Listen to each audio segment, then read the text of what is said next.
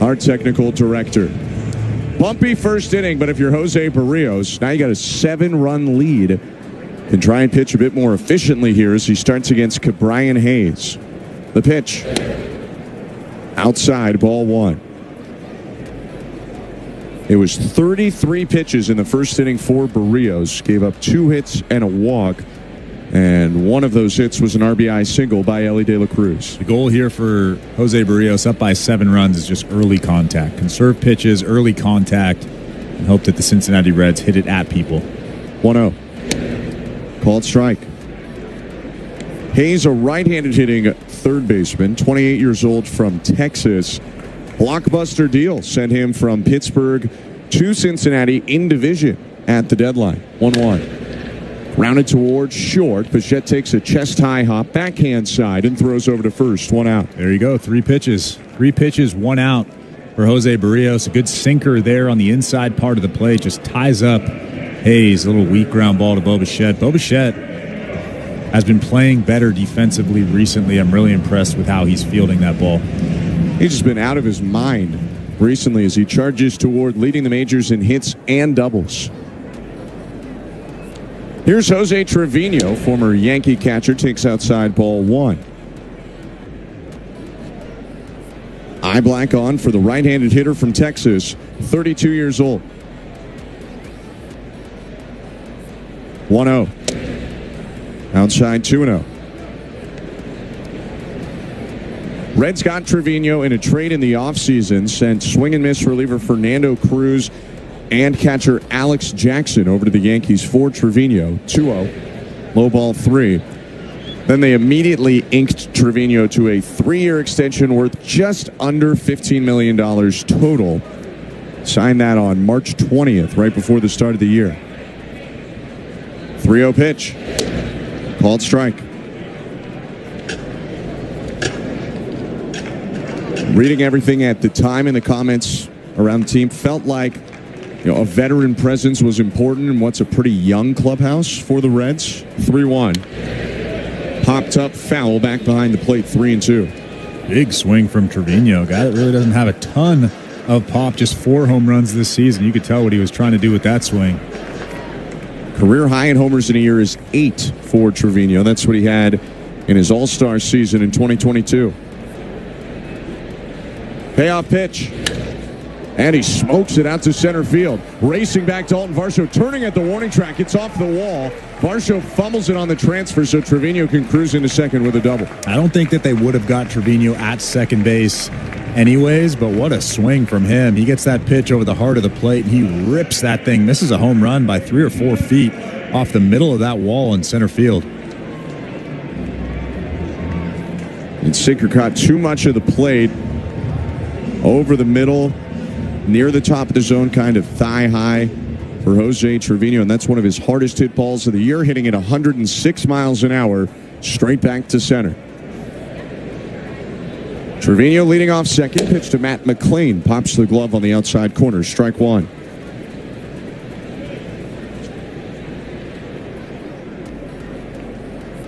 McLain, the 9-hitter, second season for him in the big leagues. Today he plays second base. 0-1. Slurve outside.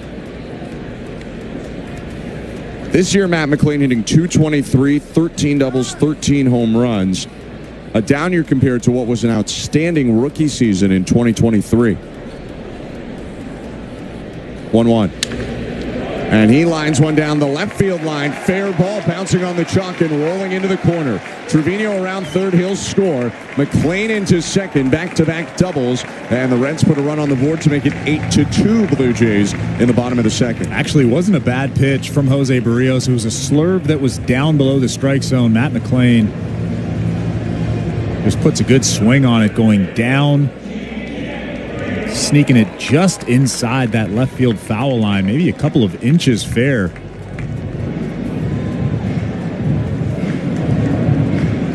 Hit that thin strip of dirt in between the chalk and the outfield grass, and still a runner in scoring position now as the top of the order's back up. Left-handed hitting TJ Friedel to the plate. Barrios looks to second, offers home, and the pitch is outside.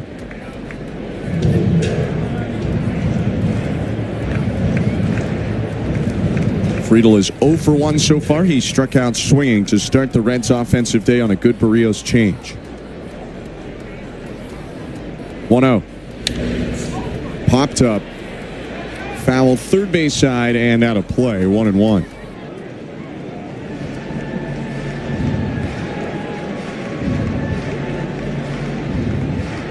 You want a random TJ Friedel fun fact? I do. I love your random facts. As far as I'm aware, this record still stands. But at the time he signed in 2016 with the Reds, he signed for a record undrafted signing bonus of about $700,000. Next pitch popped up. Out of play, foul, 1-2. A weird thing happened with Friedel where there was a lot of confusion over whether he was eligible to be drafted or not, and he didn't even know, so he didn't really showcase himself to teams. Only found out after or in the middle of his summer in the Northwoods League that he could go to the majors. 1-2, low, 2-2. And then once he did, I mean, coming off his real lone year that he played at Nevada, hitting over 400, the Reds were very happy to pay for his services. That was really random. Yeah. But interesting, very interesting. 2-2. Low ball 3. Basically, he redshirted. He sat out his first year. He hardly played his second year. And then as a redshirt sophomore, but really his third year, then he played. He thought, hey, I've only played 2 years, so I can't go yet when the minimum's 3. But it's actually 3 years of academic eligibility that requires you to be drafted. Payoff pitch. And he grounds the ball toward first. Vladdy charging, backhands, flips it over to the covering Barrios, who steps on the bag. Up to third base goes Matt McLean, 2 outs. And most of the time, I guess outside of 2020, because 2020 was just 5 rounds, right? Yes. A lot of guys went undrafted and they signed for decent amounts of money, but most undrafted guys at most signed for $5,000. I mean, this is a 40-round draft that he was undrafted in, but because of all the confusion, he just kind of slipped through the cracks. But he's turned into a nice player. He is now 0 for 2. And Noelvi Marte is about to hit for the Reds. He doubled in the first inning and came around to score. Already 51 pitches for Jose Barrios, 18 in this inning. Runner on third, 2 outs, bottom second. The pitch. Outside, ball 1. Good velo there, though. 94 miles an hour. Actually, 94.2. That's good to see. He's got the benefit of an 8-2 lead. His 1-0. On the corner, first strike.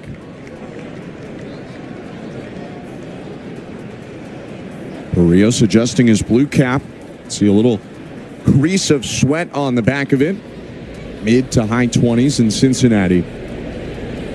1-1. Fouled off, 1-2. You would have played a bit in Cincinnati. I did. Kind of a sneaky hot place, I feel like. I'd say it's pretty common knowledge that it's a hot place to play. I don't know why. I don't know the facts behind why it's warm there in Cincinnati, but it's very warm in the summertime. I mean, it's Ohio, so you don't consider that with incredibly hot, but it's more southern Ohio, approaching Kentucky. 1-2. On the ground toward third. Charging IKF. Gloves waist high. Throws overhand to first. And he's safe at first. They say Vladdy's off the bag on the stretch. Run comes in to score McLean. Guerrero points to the dugout. He wants the Blue Jays to look at it. It did look like Vlad kept that toe on the bag. Obviously, we haven't seen the replay yet, so we don't know. But immediately, Vlad pointed at the Blue Jays dugout, and they're not going to take a look at this. Marte was hustling. I wonder how they score that play. Do they say, I mean, I guess you kind of got to say error if it's... Ooh, replay kind of looked like he was on the bag. No, never mind. Foot came off. That's a tough error for Jose Barrios. Even though that's an unearned run, I mean, again, the pitch count is elevated. He's now at 55 pitches in this ball game. We're in the bottom of the second inning. So error charged to Isaiah Kiner for left at third, and now Ellie De La Cruz takes inside ball 1. And at this juncture, I think if you get 4 out of Barrios and you're still up by a handful, you're probably pretty happy. 8-3 Blue Jays. Here's the pitch. Inside again, 2-0. Although Jose is pretty well rested. Incredibly well rested. Last pitch 10 days ago. And that can help in some ways. It can arguably hurt in some other ways. 2-0. Outside ball 3.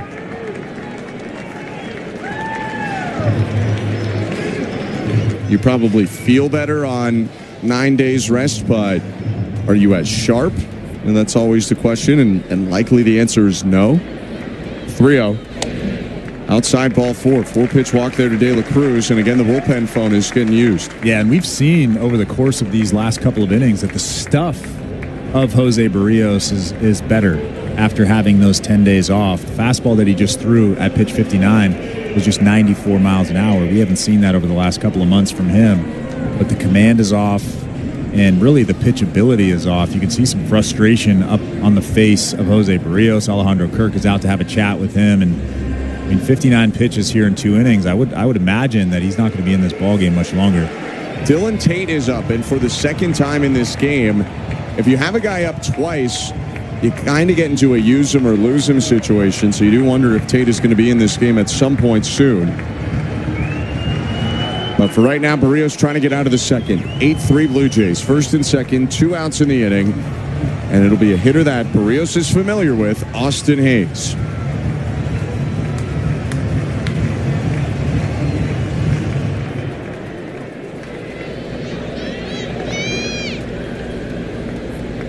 Barrios kicks and deals. First pitch crushed out to left field. Just a turn in left from Schneider. That's way gone into the second deck. Monster homer for Hayes. A 3-run blast, and we got a game again. It's 8-6 in the second inning. Yeah, and we just talked about the command issues of Jose Barrios in this ball game so far. The stuff has been better, but the command has been a little bit off. They were trying to go away with that sinker to Hayes, and they missed on the inside part of the plate, the inner third, down and in. And Austin Hayes absolutely crushed that thing into the second deck in left field. What a swing from him.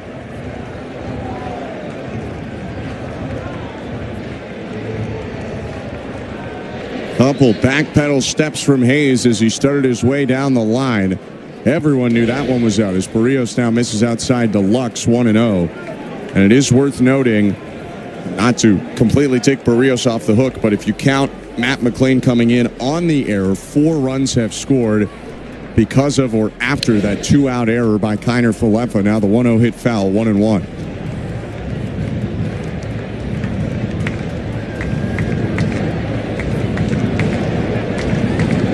Eight 6 Blue Jays with 2 outs in the bottom of the second. Bases empty. And the 1-1 to Gavin Lux. Line foul left side, 1-2. You can join the playoff push with Jays Care's Super September 50-50 jackpot. More than 200 prizes up for grabs, including trips to Italy and Japan and a cruise around the world, plus more. Grand prize expected to hit multi-million dollars. BlueJays.com/5050, Ontario or Nova Scotia. 1-2. Inside, 2 balls, 2 strikes. I would imagine that this is Jose Barrios' last hitter. Thrown a lot of pitches in this inning, almost, I guess, 31 pitches now in this inning. You don't want to push him too much further. 2-2. Low ball 3. Dylan Tate continuing to warm for the Blue Jays. His second time up and warming already in this game.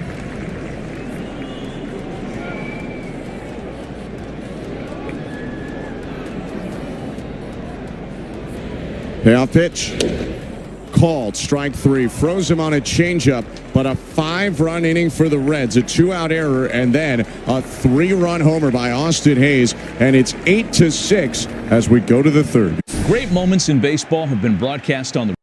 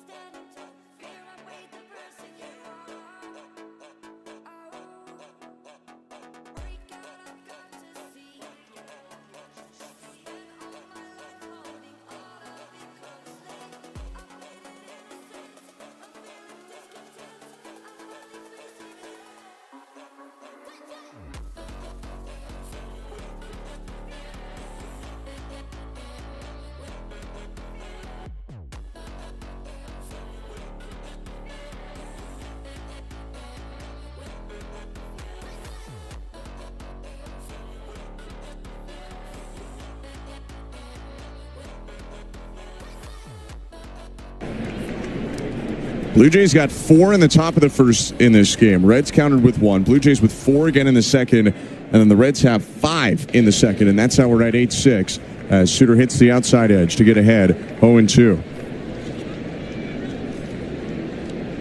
Such is life at Great American Ballpark. Welcome back, Ben. Well, it's fitting. It's like a basketball score. It's 8-6. It's early on. 0-2.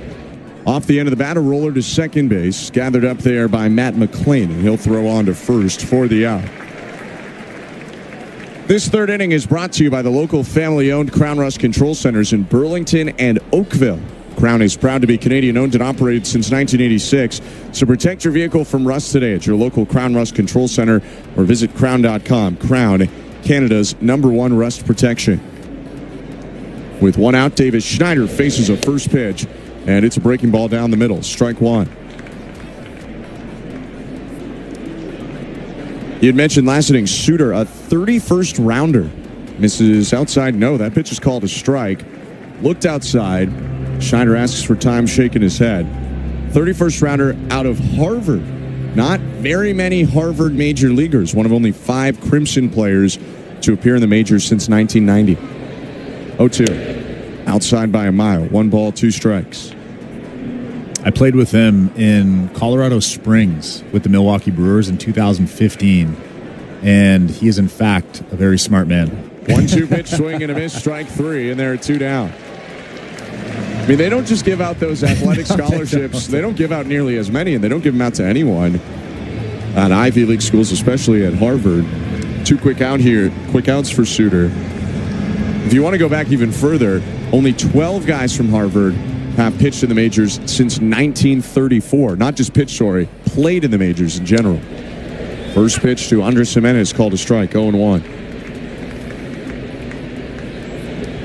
2 quick outs in this inning. We could be headed to our first scoreless frame as Suter misses inside, 1-1. Hey, and if things don't work out for Suter, he always has that Harvard degree. Oh, yeah. 1-1 pitch. Line foul, 1-2. A guy coming up on 10 years of service time. How about that? He's threaded that needle of being a non-closer reliever who really hangs around and has been really consistent in his career, notwithstanding the inning he had in the second where he gave up 4.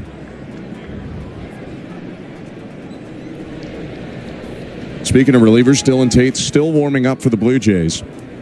1-2 pitch.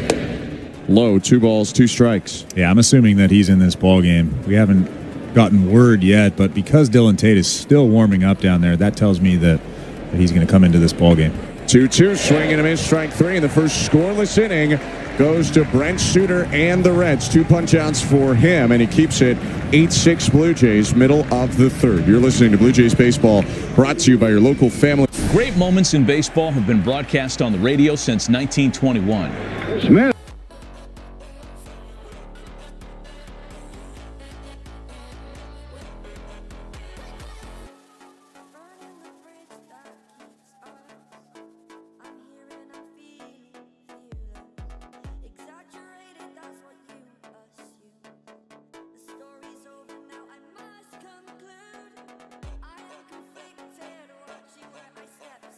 Hanging in the balance, not the life I want to live. I want to take it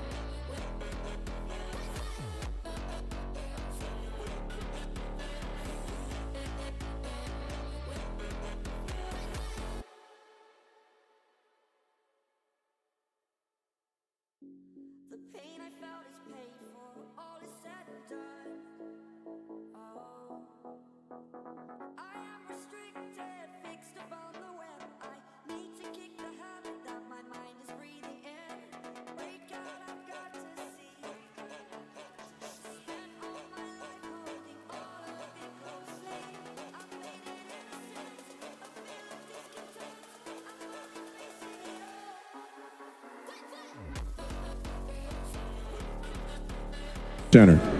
I'm Ben Schulman alongside Chris LaRue, and it's a pitching change for the Blue Jays. To start the third, Dylan Tate into the game. Right-hander winds and offers to Sal Stewart. It's a called strike. Sixth appearance this season for the Blue Jays for Dylan Tate, 31-year-old Californian right-hander. 0-1. Up and in with a breaking ball. There's a sweeper. 1 ball, 1 strike. He had a pretty good year in Buffalo. 4-0 with a 2.06 ERA, 31 ball games, 35 innings pitched. The 1-1. Swing and a miss, 1-2. Sweeper, sinker, change, and four-seamer for Tate. Good to see his sinker that he threw to start his outing was at 95. That's where he lived when he was in high leverage with the Orioles. Parts of each of the last 2 seasons with the Blue Jays, the stuff hasn't quite looked the same. But we'll see if it's ticked back up now. His 1-2. Breaking ball hit foul. I believe earlier this season when he was in the big leagues with the Blue Jays, we saw some 89s with that sinker. He averaged just below 92. Four-seamer averaged just below 91. 1-2 pitch. 95 fouled back. Yeah, it's tough to make mistakes with 90, 91 miles an hour. I mean, obviously you have to locate regardless, but it's much easier to make a mistake and miss a bat with 95 instead of 90. 1-2 again. Breaking ball lined out to left field and a sliding grab by Davis Schneider. You could see he was tracking it the whole way. I wouldn't say any sliding grab is comfortable, but he looked like he had that one lined up easily. There's 1 out. Yeah, Nathan Lucas has made a few of those recently in left field. Davis Schneider has impressed, obviously, in left field as well. Nice play there. Back on Tate, though. By the way, it's a pitching change brought to you by Home Hardware, the official home improvement retailer for the Toronto Blue Jays. Locally owned, genuinely Canadian. He misses inside to Brian Hayes. Ball 1. Without that velocity, he had kind of changed his approach earlier on with the Blue Jays this year. He brings the glove up, winds, and the 1-0. Called strike. The sweeper, which he just used there to get in the zone, that became his lead pitch, perhaps because he didn't quite have the same fastball, and that's not really what he's been in the past. He's been a sinker-first guy when he's at his best. 1-1 pitch. Fastball on the corner at 93, called strike. And because Tate has this higher velocity sinker now that I guess a couple of miles faster than he did earlier on the season, I'm surprised that the Blue Jays didn't call him up sooner. 1-2. Check swing, sweeper outside, appeal down to first. And he did go, strike 3. Brian Hayes goes around, 2 outs. He's looked really good. Like you said, he looks like the guy that was pitching in Baltimore. Until recently, and I know things have changed dramatically recently, that was a bullpen that arguably had too many good guys to let some people up. I mean, right. Braden Fisher got optioned to AAA at one point. First pitch now, called strike against Trevino, 0-1. But they're also paying Dylan Tate. They're paying him more than they would a Fisher or any other minimum guy. A 1 pitch down and away, 1-1. Yeah, they signed him to a major league deal. And he came into the middle of camp. He was unsigned at the start of spring training, so maybe that's also why he was a little bit off to start the year. 1-1. Outside, 2 balls and 1 strike. Blue Jays 8, Reds 6. 2 outs and the bases empty, bottom of the third.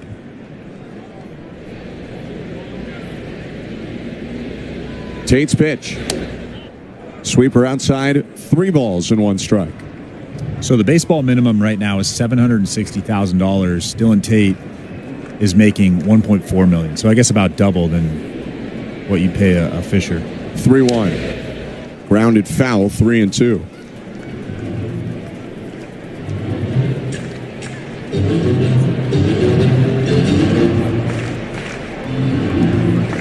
Reds pitching just had its first scoreless inning. Now Blue Jays pitching trying to counter with Tate in and Eric Lauer loosening up in the pen. Tate's payoff pitch to Jose Trevino. Sweeper lined and down in left center over a jumping Bo Bichette. Davis Shiner picks it up off the grass. Jose Trevino looking really good so far. He's 2 for 2. Yeah, another really good swing from him. That was a hanging sweeper from Tate, about belt high, and Trevino just ripped that thing over the outstretched arm of Bo Bichette at shortstop.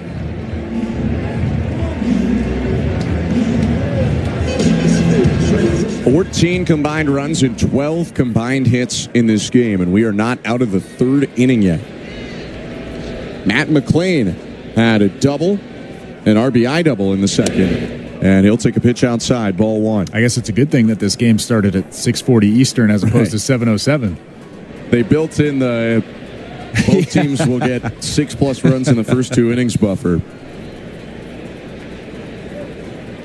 1-0. Breaking ball, called strike.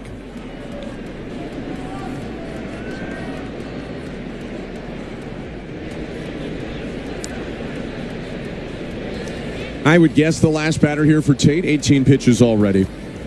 Is 1-1. Called strike. It's been a thick outside edge of the zone, 1-2.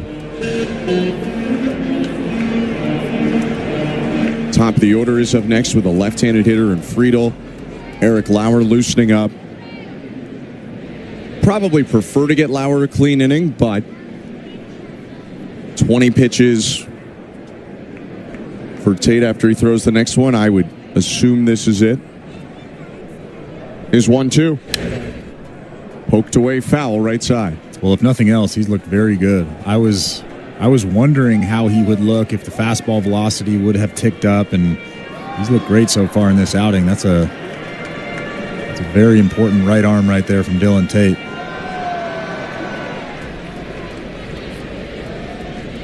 From the stretch is 1-2. Hit high in the air, out to left field. Schneider going back, has room on the warning track to make the catch and end the inning. Dylan Tate in his return with a scoreless bottom of the third around a 2-out single from Trevino. 8-6 Blue Jays go into the fourth. You're listening to Blue Jays Baseball. The Off Base Podcast is on. Join Lauren Gardner and Xavier Scruggs.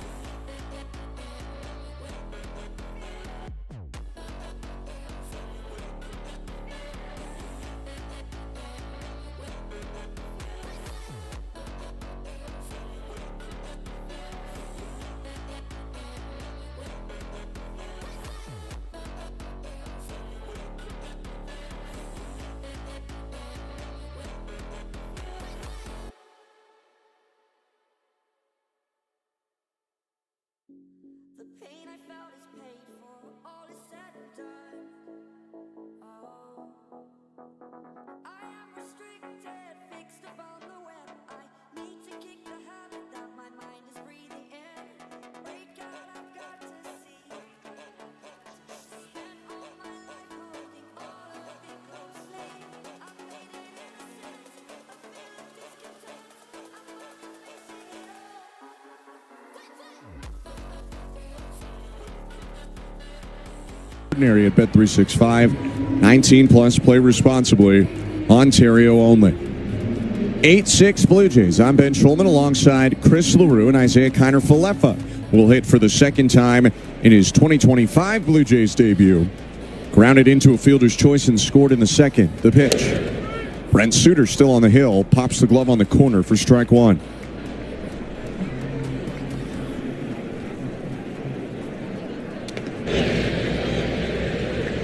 And the next pitch downstairs, outside. 1 ball, 1 strike. Suter, a hunched over lefty, rocks and offers. Swing and a miss by IKF, 1-2. Connor Falefa in 83 games as a Blue Jay last year, hitting the 290s, had maybe his best offensive stretch of his career. 1-2. Fouled right off the mask of Trevino. Rattles his cage. He wears the goalie-style mask, and he'll take a couple steps in front of home plate and bring the mask up as that squared him up. Still a ball and 2 strikes. This year for IKF, the numbers have come closer to his career averages. Still hitting a respectable .264 entering this game. Less power than last year. 1-2. And it hit IKF. Caught him on the elbow. You could hear 2 sounds. First the elbow, then the glove of Trevino. And a bit of a break for the Blue Jays. In a 2-strike count, Connor Falefa down to first. Yeah, Blue Jays will take that, especially with the speed of IKF. He has 15 stolen bases this year. If you look back to his time with the Jays last year, interestingly enough, he only had 3 stolen bases. Yeah, I can't remember why that would be the case. Here's George Springer in the first pitch outside, ball 1. IKF's former teammate Trevino checking on him. In 83 games with the Jays last year, he had 3 stolen bases. In just 50 games with the Pirates, he had 8 stolen bases. So maybe more freedom over there.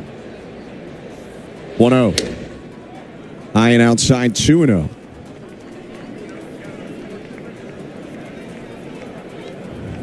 Probably not going to take off now. Springer in a hitter's count, 2 for 2 with a home run and a single. 8-6 Reds, the 2-0. No, it's a step and throw to first and a dive in by IKF.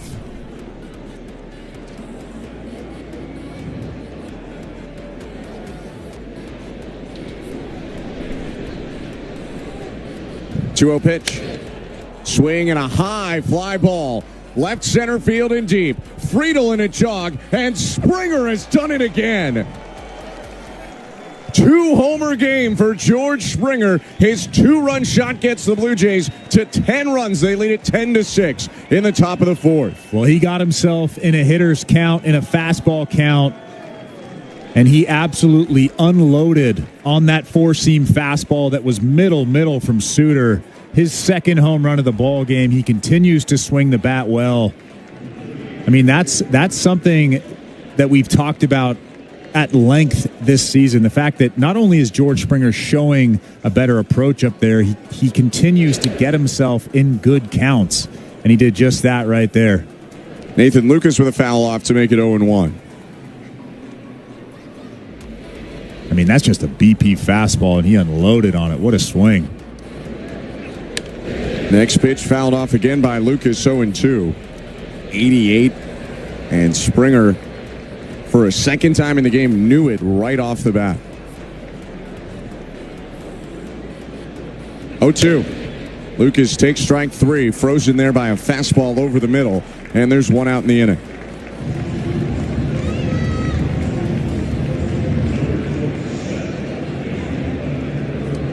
We welcome you to the Timbermark broadcast booth. I'm Ben Schulman alongside Chris LaRue.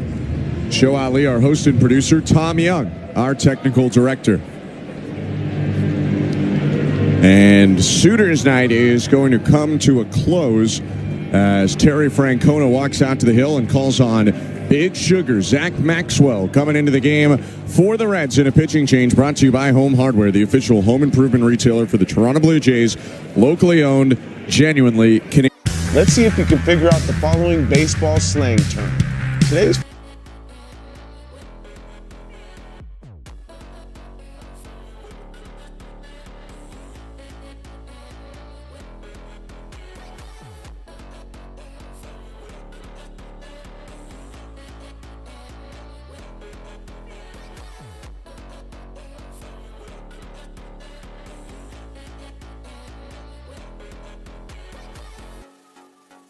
the bridge that keeps us.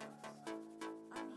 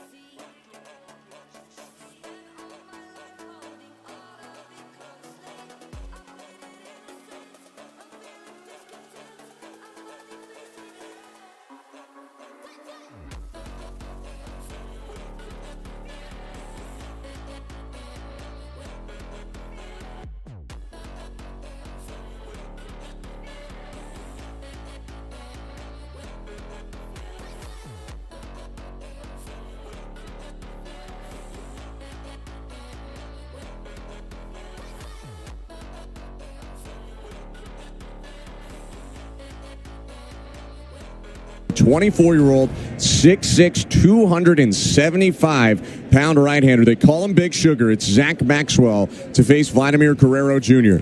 Righty's pitch. 100 miles an hour on the outside edge. Strike one.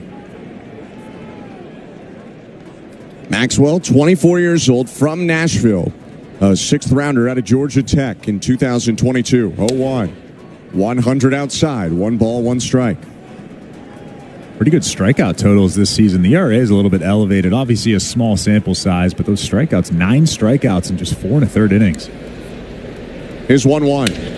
Swing and a line drive, looping to left field and down for a base hit. Vladdy got his hands in on 99 in off the plate, and he's been aboard all 3 times, now 2 for 2. And he hasn't hit the ball hard at all today. No, that one I think you can excuse him a little bit. But I guarantee that Vlad will take both of those base hits. Coming off the injury into today, he was 3 for his last 28. Still no extra base hits, but 2 for 2 today with a walk. Bo Bichette is up, 1 for 1 with a walk and a 3-run homer. First pitch down and away, ball 1. Maxwell can be a bit of a sprayer, the pitcher for Cincinnati. Big stuff, high strikeouts. Walks have been an issue for him at times. Here's 1-0. Off the end of the bat, destroys the barrel of Bichette. Bounces to second. McLean flipped to second one. De La Cruz to first in time for a double play, and that will end the inning.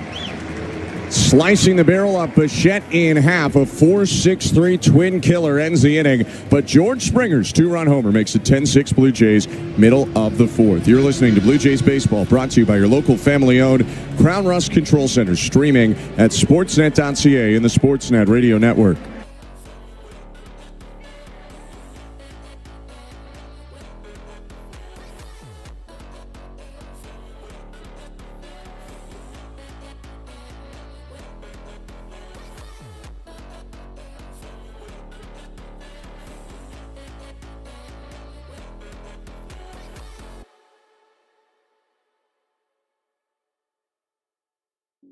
The pain I felt is paid for, all is said and done. Oh, I am restricted, fixed upon the web. I need to kick the habit that my mind is breathing in. Break out, I've got to see. Spent all my life holding all of it closely. I've made it innocent, a feeling discontent. I'm not facing it all.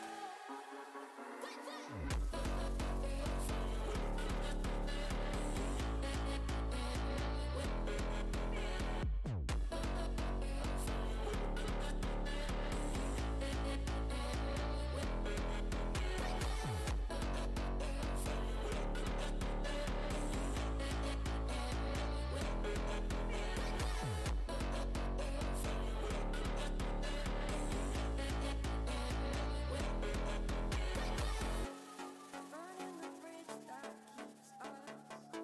I'm here and I'm feeling fearless. Exaggerated, that's what you assume. The story's over now, I must conclude. I am conflicted, watching where I step still. Hanging in the balance, not the life I want to live. I want to take it all, standing tall. Fear I weighed the person you are.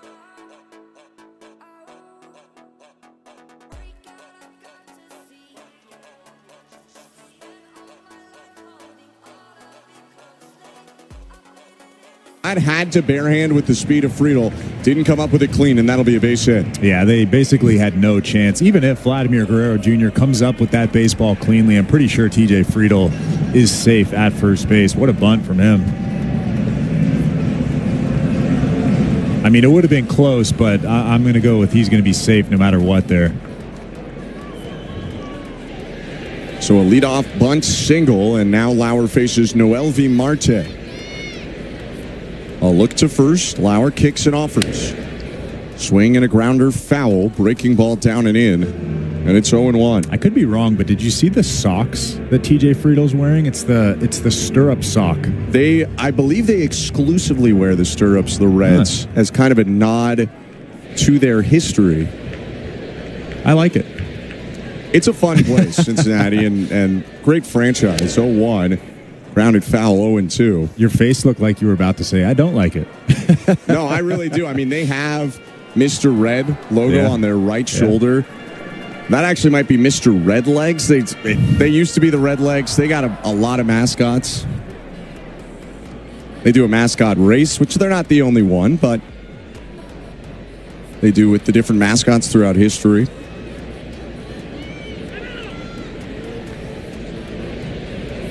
I obviously have my own opinion on this, but my opinion is the pierogi race in Pittsburgh is the best mascot race. That's a really good one. I like the sausage race in Milwaukee, but I think I go President's Race. Yeah, that's a good one. That's a good one, too. 0-2. Called. Strike 3. 92 on the outside edge. Marte drops the bat and looks stunned as he looks back to the home plate up Nate Tomlinson. There's one out. Well, that was a strike for sure. It was in the strike zone, but Alejandro Kirk caught that ball perfectly. Made it look even better than it was. Marte obviously not thrilled with that call, but that's a big out for Lauer.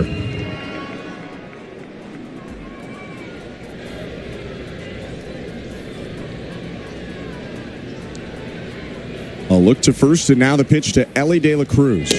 Runner is staying home. Looked like he was going to steal, and a called strike there. That pitch was outside, but Lauer gets the call, 0-1. The zone is definitely wide today. If you're a right-handed hitter, it seems very wide on the outside edge.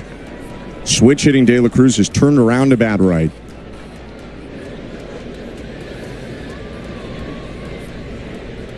And a step and throw over to first, dive back in by Friedel. One thing with Ellie De La Cruz, we were talking about, he hasn't quite reached, MVP level hype yet. A very good player. Huge difference in his quality as a batter if he's hitting left or if he's hitting right. He is much worse as a right-handed hitter where he stands right now. 0-1. In the dirt, blocked off the chest by Kirk. This year as a left-handed batter, he hits 288, 875 OPS. As a right-handed batter, 239, 631 OPS. You're talking about easy all-star versus bench player production. 1-1. Swing and a miss. Snap throw over to first, and Friedel dives back in, 1-2. And that's been a thing his whole career. His career numbers, he's about 200 points better on OPS as a lefty hitter than a righty hitter. I almost wonder if at some point he does the Cedric Mullins thing and maybe just turns into a left-handed hitter. Yeah, I was just thinking that. But like you talked about earlier, he's just 23 years old. He is. 1-2. He lifts the ball out to right field. Very high, but not very deep. Coming in, Lucas makes the catch. 2 outs. Let's take another look at the out-of-town scoreboard, which is brought to you by St. Louis Bar and Grill. 100% Canadian-owned and operated since 1992. Home of the $4 happy hour. 20-plus food and drink items starting at just $4. Visit stlouiswings.com for details. You are welcome. An absolute gift right now from the Cleveland Guardians to the Blue Jays. Guardians have scored 7 runs on Garrett Crochet in 5 2/3 on 4 homers. They lead the Red Sox 7-5 after Boston was up 5-1. That game in the 6th. Pitch to Austin Hayes is lined to left field and down the line for a base hit. Fair ball bouncing into the corner. Friedel to third. He'll get the wave. Relay throw to the plate. Bounces in behind the slide of Friedel. He is safe at home on a Hayes RBI double. And it's 10-7 for the Blue Jays in the bottom of the 4th. Well, if nothing else, this is a fun game. We were not expecting this. 17 runs so far in this ball game. We're in the bottom of the 4th inning with 2 outs. Another nice swing from Hayes. Rips that ball down the line for an RBI. And a Cincinnati Reds 7th run of the ball game. He has 4 RBIs, Austin Hayes, in 3 at-bats. Hayes on second, 2 down. Gavin Lux to the plate, left on left. Lauer looks to second and offers home. Swing and a miss.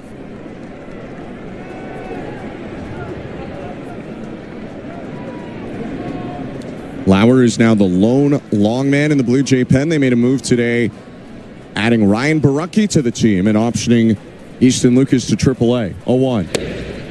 Low, 1 ball, 1 strike. So you have former Blue Jay IKF now in the lineup. You have former Blue Jay Ryan Borucki. Who else can we add?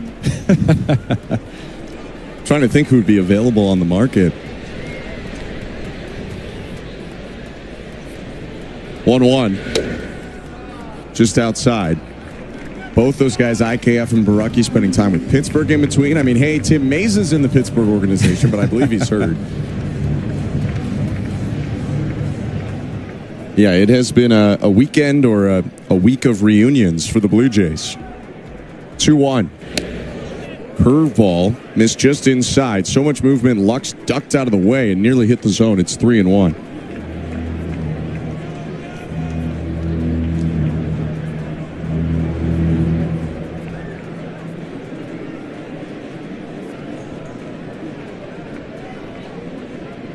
Lauer rocks and deals.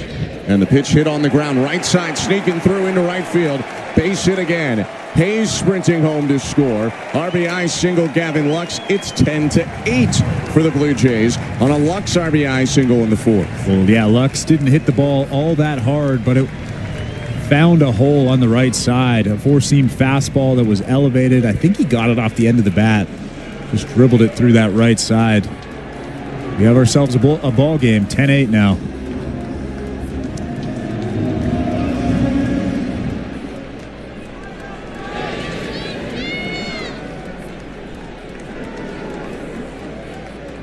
Sal Stewart up, the right-handed hitter in the pitch. Curveball for a strike. If you're a pitcher in this game, it has been tough sledding so far. Tate had his scoreless inning and Zach Maxwell a scoreless 2/3 of an inning. Everyone else, the other four pitchers to feature, have given up runs. 0-1. Check swing, tapper, foul. First base side on the ground, and it's 0-2. Yeah, if you're a reliever in either one of these bullpens, you're probably hiding in the bathroom right now down there in those bullpens. 18 runs total on 17 hits, and we're still in the fourth. On that out-of-town scoreboard, brought to you by St. Louis Bar and Grill, Red Sox just tied it at 7 with the Guardians. 0-2. Just low. In Boston, it was a 2-run homer by Cedon Rafaela. So it's now 7-7 Guardians and Red Sox in the sixth. And the Astros and Yankees getting started in the first in Houston right now. 1-2. In the dirt, bounces, and Kirk blocked it off the glove. Got enough of it to keep Lux from trying to tick off for second. We'll keep checking in on that Astros-Yankees matchup. It's Max Fried against Framber Valdez.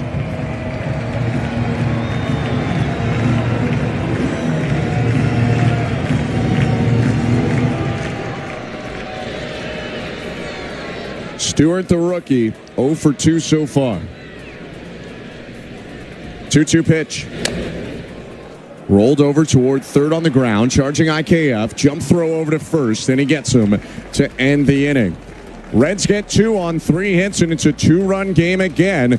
1 runner stranded for Cincinnati. It's 10-8 Blue Jays go into the fifth. You're listening to Blue Jays Baseball. Take a hack at guessing which baseball player or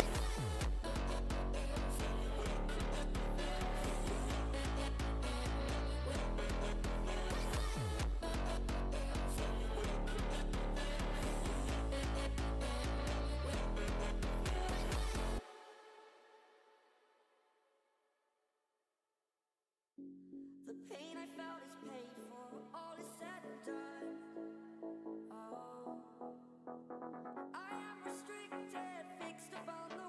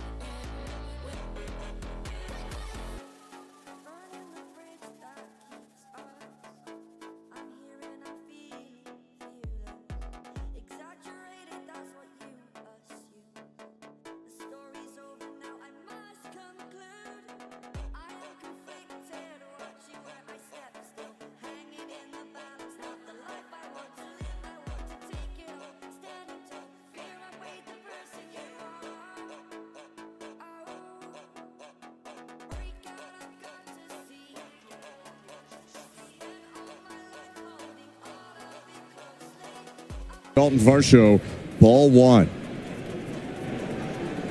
Blue Jays up 10-8 as we start the top of the fifth. Right on left, Maxwell looking in and is 1-0. Swing and a miss at 100 above the zone. Big Zach Maxwell came in, gave up a hit to Vlad, but then got a double play ball to end the fourth inning. Top of the fourth, that is. 1-1. Swing and a miss at 94 elevated. There was his cutter. 1 ball and 2 strikes. You mentioned the control issues last inning for Maxwell. In 49 and 2/3 innings this year at AAA, he has 32 walks. He has 116 total walks in just 172 and a third minor league innings. That's a high walk total. 1-2. Swing and a miss, strike 3. And right there, I mean, 2 of his 3 strikes out of the zone. You could describe him at times as a 4-before-3 guy. If you never swung the bat, there's a chance that you'd end up on first. Yeah, you just have to be patient. Dalton Varsho swung at probably 2 pitches in that at-bat that he shouldn't have swung at. Patience right now against Maxwell. I'm sure they're talking about that right now in the dugout. First pitch to Kirk, 100 down the middle, strike 1.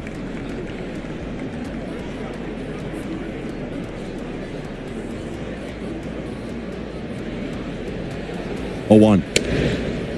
Outside, 1 ball, 1 strike. But the stuff is so tantalizing. That's why he went in the 6th round, despite a career ERA above 5 in college. I got to see him a little bit in the Cape Cod Baseball League right before he was drafted. I mean, he makes guys look silly a lot, but he'll have those innings where he just doesn't have control. 1-1. Swing and a liner over the leaping second baseman McLean, and down in right center, a base hit. Cutter top of the zone, and Kirk was ready for it. Yeah, that was a really nice swing. Just taking that tough cutter, like you mentioned, at the top of the strike zone and ripping it the other way. A really nice swing from him.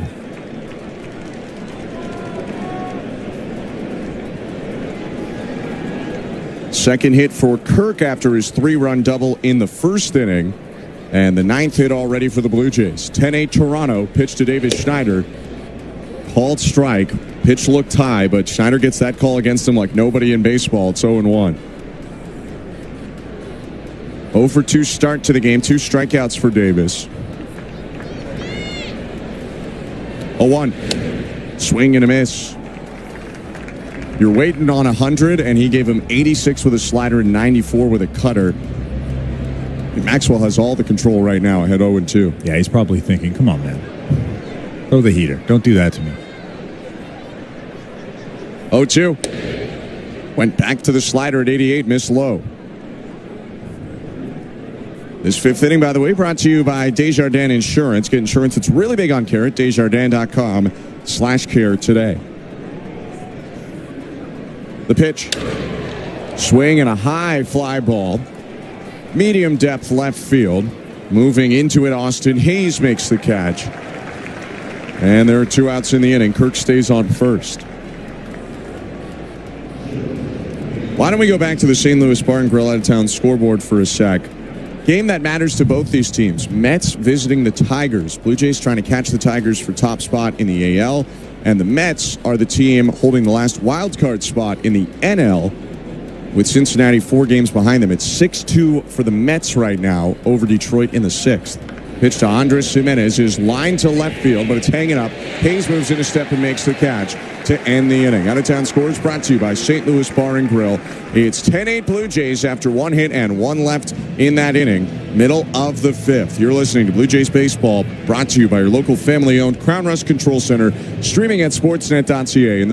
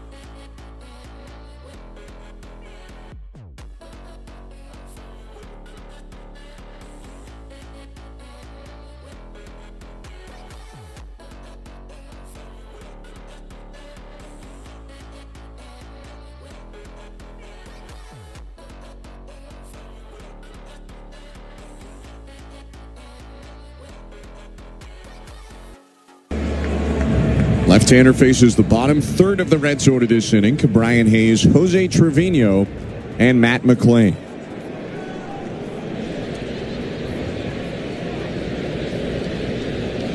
The pitch to Brian Hayes is lined right side, slicing foul.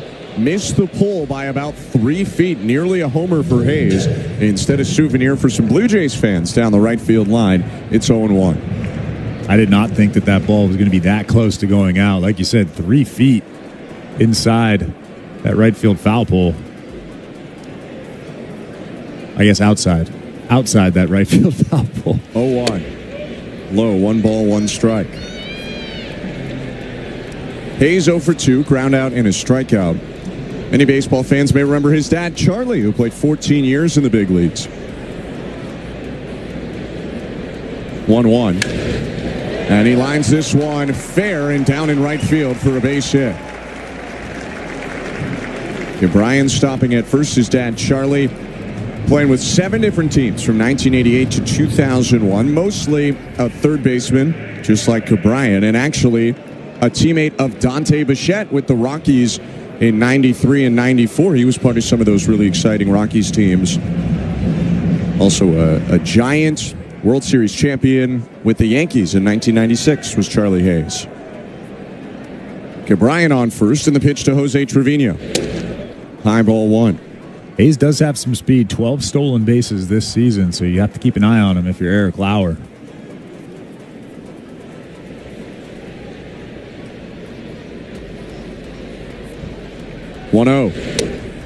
Inside 2-0. Trevino kicking his bat with each foot. He's 2 for 2 with a double off the center field fence and a single to left center.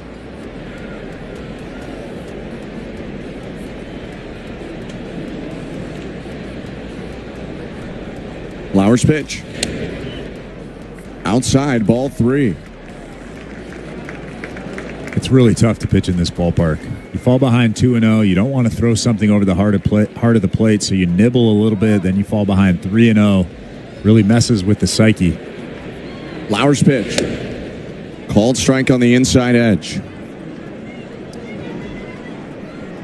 Things happen fast in this ballpark. Not quite Colorado, but one of the more offensively inclined environments in all of baseball.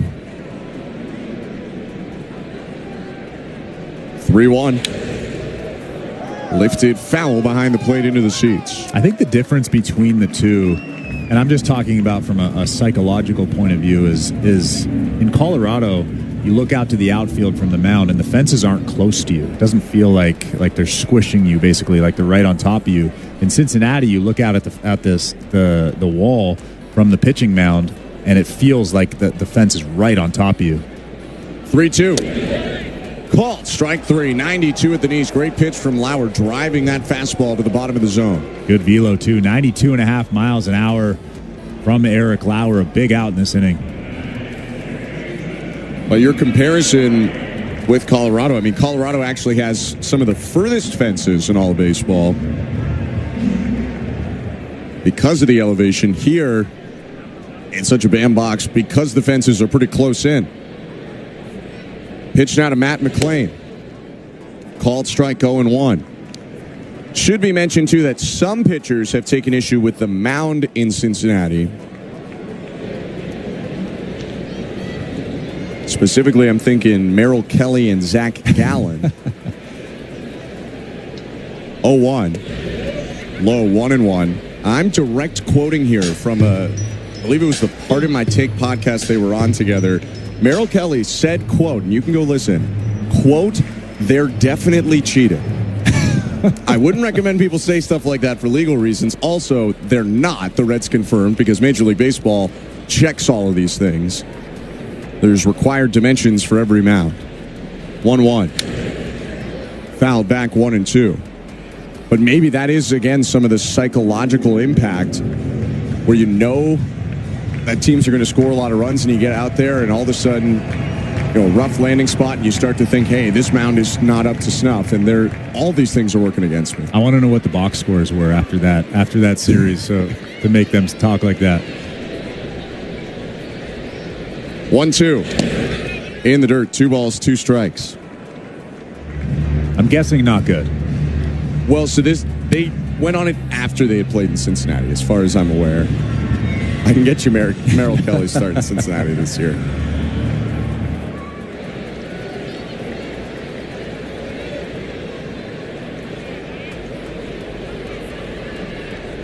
And a step off from Lauer. Funny enough, Merrill Kelly did not start in Cincinnati this year, but he's pitched there before. Again, the Reds confirmed their mound is certainly up to Major League grade. 2-2. And a rocket ground ball blocked at third. IKF, bare hand off the dirt. Throw over to first, not in time. And I think that'll be an infield hit for Matt McLean. He hit that ball really hard. IKF took it off the stomach, chest area, and up to second base goes Ke'Bryan Hayes. It was actually a good job from IKF getting to the baseball on the backhand, keeping that ball in front of him, and then picking that ball up with the bare hand, making a good throw across the diamond. But McLean has too much speed. About a half step too late with that throw.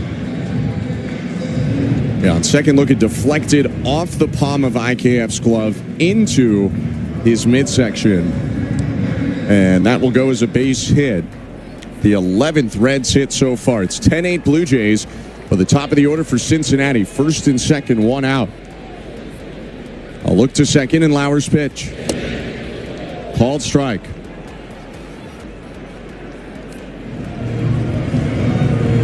We welcome you into the Timbermark broadcast booth. I'm Ben Schulman alongside Chris LaRue.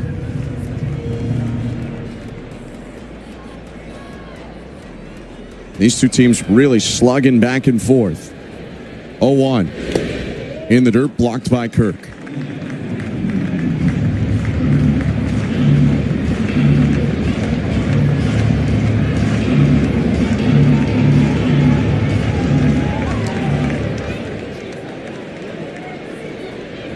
Friedel is 1 for 3 with a bunt hit and a run scored his last time up. 1-1. Popped up, foul, back behind the plate out of play, 1-2.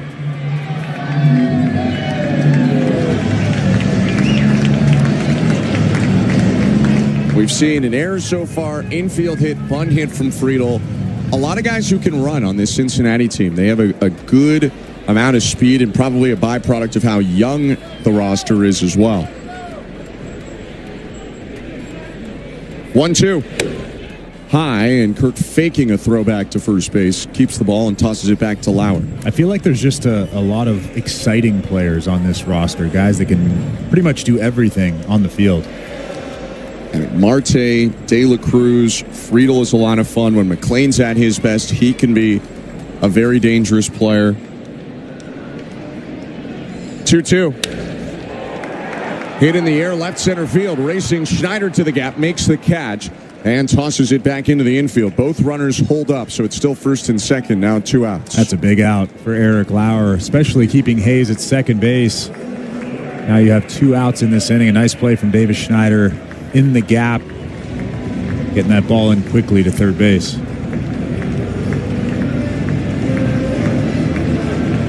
Blue Jays were once up 8-1 in this game. After the top of the second, they now lead 10-8. And the aforementioned Noelvi Marte hits for the third time. 1 for 3 with a double and 2 runs scored. He reached on an error in the second. Left on right. The pitch from Lauer to Marte. Lifted back foul, 0-1. It's a Reds team, a young, exciting team, a team that's ascending. They want to make a run. It's been a while since the Reds were contenders, really. They've had some playoff appearances here and there this century, but haven't contended in a major way in a while. They're 4 games outside of the last wild card spot, starting play tonight. So they're kind of in playoff baseball almost in early September. Lauer's going to step off. Speaking of September baseball means edge of your seat action. Be at Rogers Center September 9th to 11th as the Blue Jays take on the Houston Astros. A meaningful matchup with both clubs battling for top spots in the AL. Visit BlueJays.com/tickets to get yours. 0-1. Low, 1 ball, 1 strike. That was a good segue. I might have planned it out. on the Reds franchise, by the way. They last made the playoffs in 2020, got swept in the wild card round.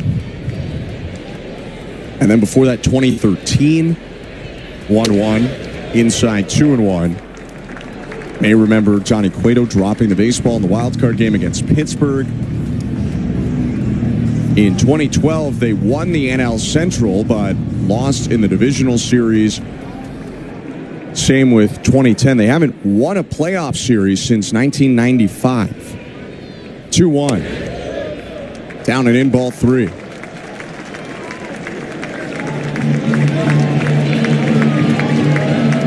The last World Series for the Reds, 1990, when they swept the Oakland A's. First and second, 2 down. And the 3-1. Marte lashes it foul left side. They're not out of it yet, though. In terms of the standings, just 4 games back the Mets for that last spot. Mets have been super streaky this year, so if they catch a tough stretch at the wrong time, Reds have been hanging around.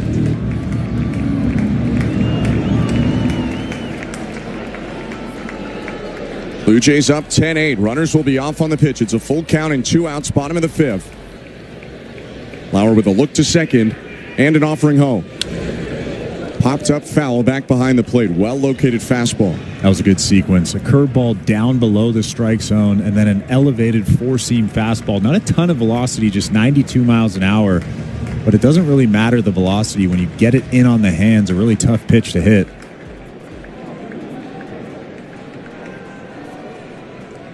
.44 pitches so far for Eric Lauer in his second inning of work. 3-2 again. And it's popped up again, and it will go out of play again. So it's still 3-2. It's a bullpen day for the Reds to start. It's kind of turned into a bullpen day for the Blue Jays with Barrios out after 2 innings. Tate threw a scoreless 3rd. Lauer in the 4th, and now the 5th. And Louis Varland is up for the Blue Jays. Possibly to come in this inning. Or you'd imagine next one if Lauer gets out of it.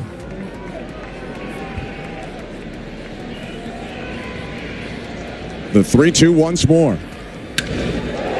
Hit high in the air, right field. Racing back, Lucas at the warning track makes the catch. 2 steps in front of the fence. A near miss and a go-ahead homer, and that will end the inning. No runs on 2 hits for the Reds. 2 left on base. Still 10-8 Blue Jays as we roll on to the 6th. You're listening to Blue Jays Baseball, brought to you by your local. Let's see if you can figure out the following.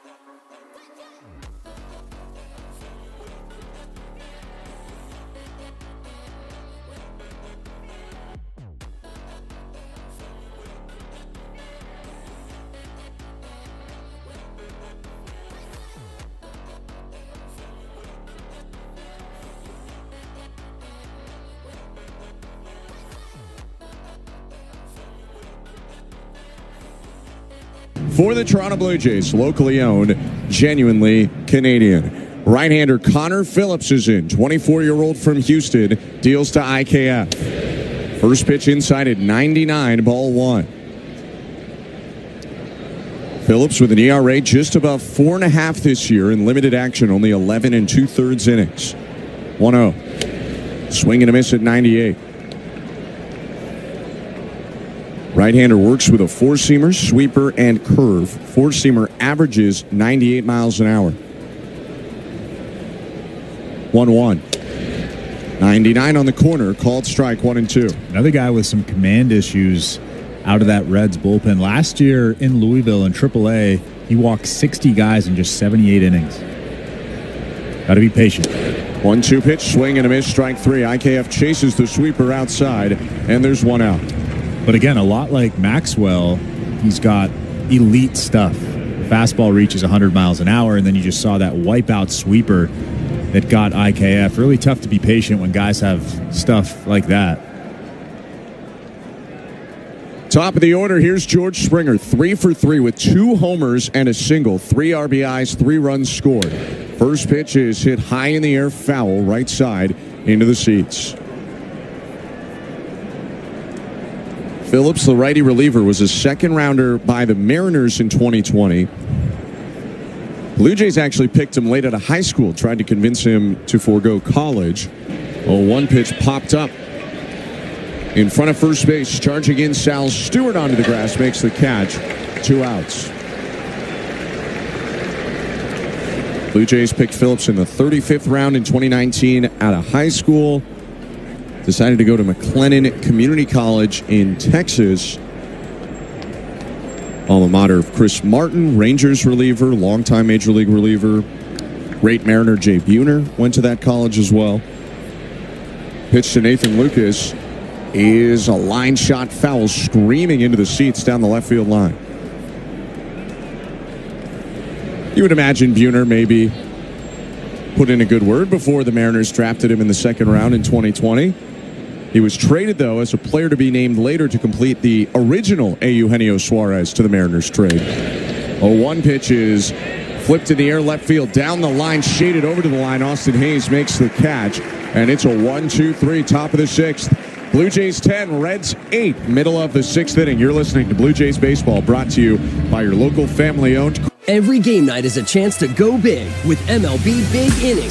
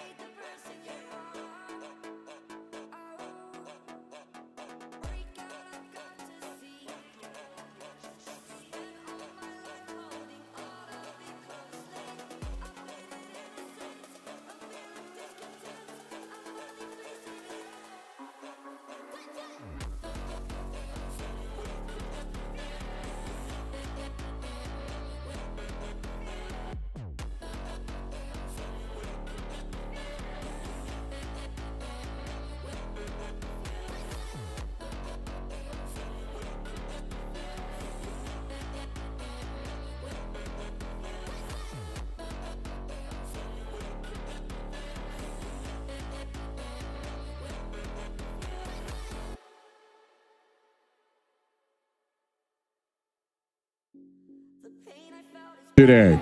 Still Eric Lauer for the Blue Jays going into the 6th inning, his 3rd inning of work. And the pitch to Ellie De La Cruz is hit back foul, 0-1.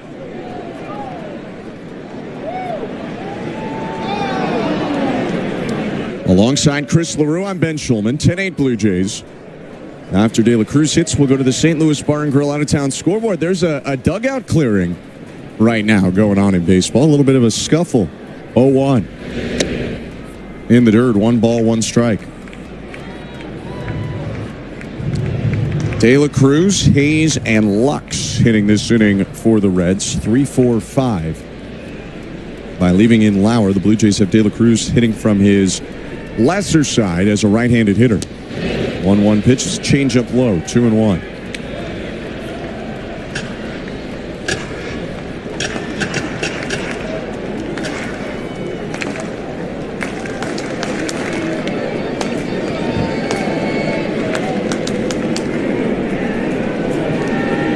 Two-one offering. Swing and a liner caught at short by Bichette. 1 out. Well, let's go to the St. Louis Bar and Grill out-of-town scoreboard, where in the first inning, the top of the first, the Giants and Rockies cleared the benches, as I believe Rafael Devers was involved in some sort of dust-up there. We turn our attention, though, back to Great American Ballpark because John Schneider is walking out to the mound to make a pitching change, brought to you by Home Hardware, the official home improvement retailer for the Toronto Blue Jays, locally owned, genuinely Canadian. Lauer gets De La Cruz, and now Louis Varland entering. We will go back. Take a hack at guessing which baseball player or manager said the following.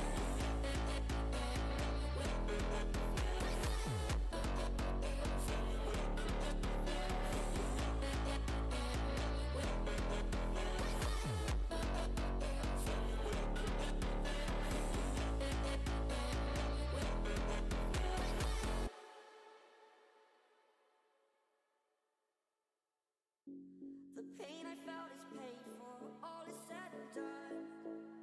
Oh, I am restricted, fixed upon the web. I need to kick the habit that my mind is breathing in. Break out, I've got to see. Spent all my life holding all of it closely. I've made it innocent, a feeling discontent. I'm not facing it all.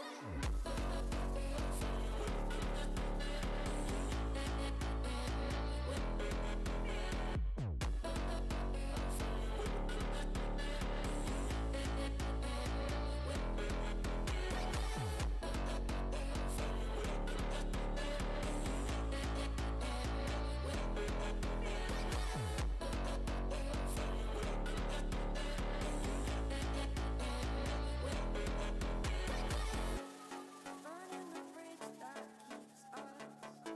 I'm here and I'm feeling fearless. Exaggerated, that's what you assume. The story's over now, I must conclude.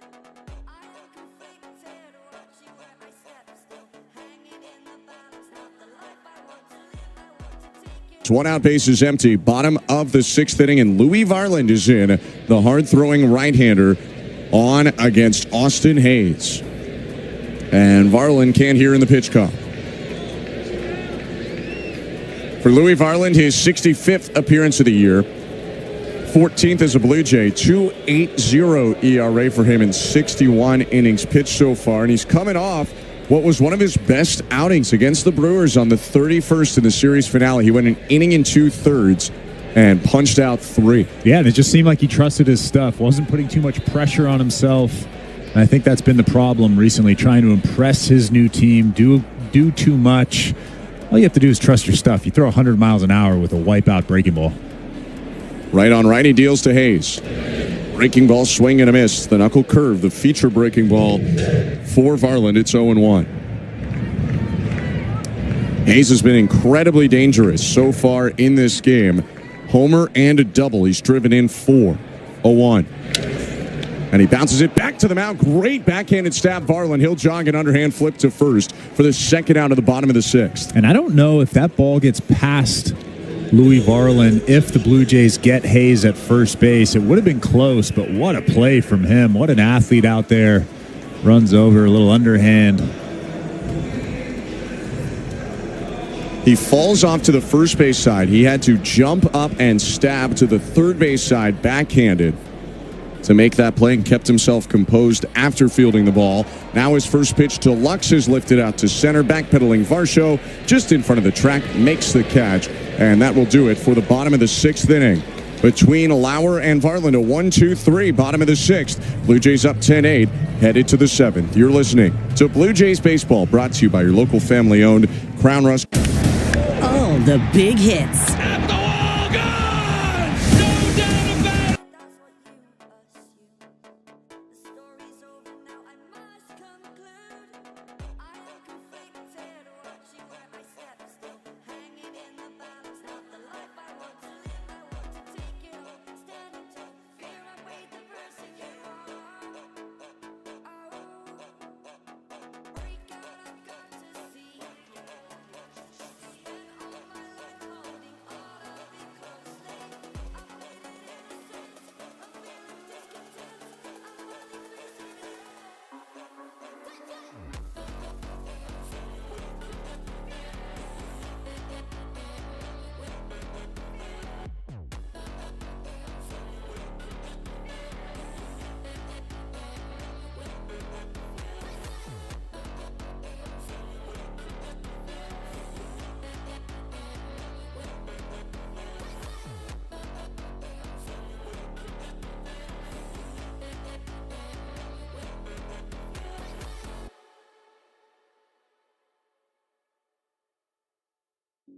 The pain I felt is paid for, all is said and done.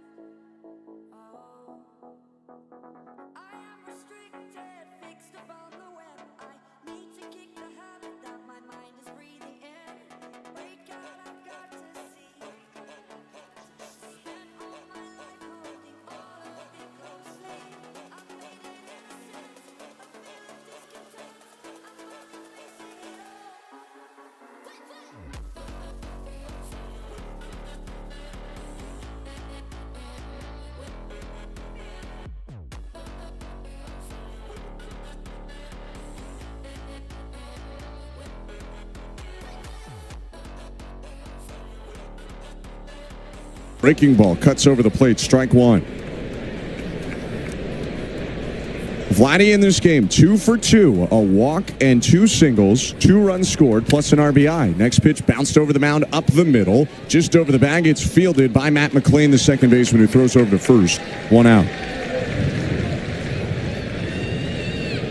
This 7th inning brought to you by Shell V-Power Nitro Plus. Want more from your vehicle?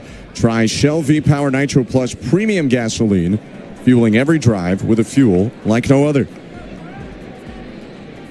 Second inning of work for Connor Phillips, who's retired all 4 he's faced. His pitch now to Bo Bichette. 99 on the inside edge, strike one. Phillips, a guy who was pretty much exclusively a starter until this season, switched over to majority pen. Now pitch misses high, 1 ball, 1 strike. And they've probably found something here. Walk issues exist, as we already discussed, but 98-99 doesn't grow on trees. 1-1. In the dirt, 2 balls, 1 strike. A couple of good youngsters coming out of the bullpen. If they can figure out the command with Maxwell, with Phillips, I mean, those are 2 very obvious back end of the bullpen arms. It feels like this year, who knows, but if the Reds can make the right moves, add to the team in the right way, that they could be a contender going forward, maybe next season or the year after. 2-1. Fouled back, 2-2. They have Emilio Pagan closing this year, and last night withstanding, he's been very solid for them, but one of these 2 guys, between Maxwell and Phillips, could easily be a closer in a couple of years. 1 out, base is empty. Phillips 2-2. Bichette slices it away, foul, throwing the bat at a sweeper on the outside corner. But as we've seen with the Blue Jays, you have to throw strikes when you come into a ball game in the 8th inning, in the 9th inning, even in the 7th inning when you're coming in a big situation. You can't have command issues.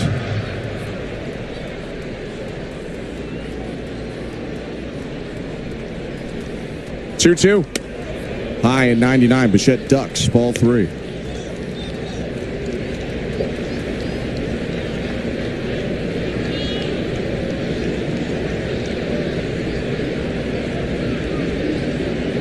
Bo with a home run and a walk today. 3-2. Is bounced to the right side, headed toward McLean again. He'll glove it head high, throw it over to first. 2 ground outs to second and 2 outs in the top of the 7th. That's the first time in recent memory, at least in the last week or so, that I've seen Bo Bichette have an uncomfortable swing. That last fastball from Phillips was 98 miles an hour up at the top of the strike zone, and Bo Bichette kind of just fought it off and hit a weak ground ball to second base. He has been so hot. First pitch to Varsho, called a strike. Might have been inside. It was close. 0-1. Blue Jays haven't scored since the 4th inning. 8 of their 10 runs came in the 1st and 2nd. 0-1 pitch is hit high. Right center field and deep. Headed back toward the fence. No way. Varsho's done it again. Home run, Dalton Varsho, his 17th of the year in his 50th game, and it's 11-8 Blue Jays. What a swing from Dalton Varsho. That was actually a pretty well-located fastball at 98 miles an hour, down and away. And as we've seen so often this season, Dalton Varsho just hooks that good fastball to right center. What a swing. What an important run in this ballgame. I know he might be cheating to the pull side a bit. I know that's what he wants to do. Still, to get around 98 like that, incredibly impressive. Pitch down to Alejandro Kirk. Misses down and away, ball 1 with 2 outs in the inning. I said down and away. It was definitely away. Maybe it was more thigh high away than down and away. Still, though.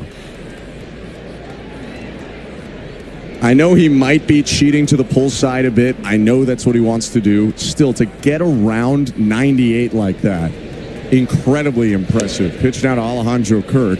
Misses down and away, ball 1 with 2 outs in the inning. I said down and away. It was definitely away. Maybe it was more thigh high away than down and away. Still, though. 0-1, or pardon me, 1-0. Called a strike. Now it's 1-1. And the 1-1 pitch. Swing and a miss.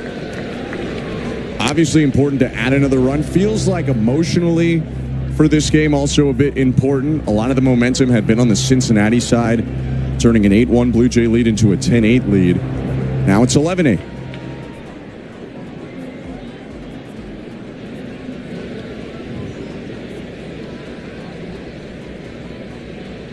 One-two pitch. Down and away. And you definitely want to be in the right frame of mind going to New York this weekend. I think that's a very pivotal series coming up starting on Friday night. If Kirk reaches here, the inning continues in any way. We'll check on the Yankee-Astros score.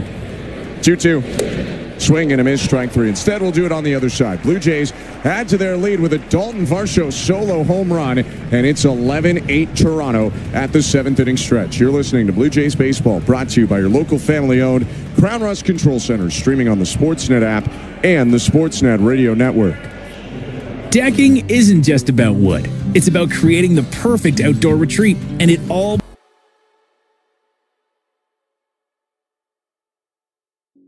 The pain I felt is paid for, all is said and done.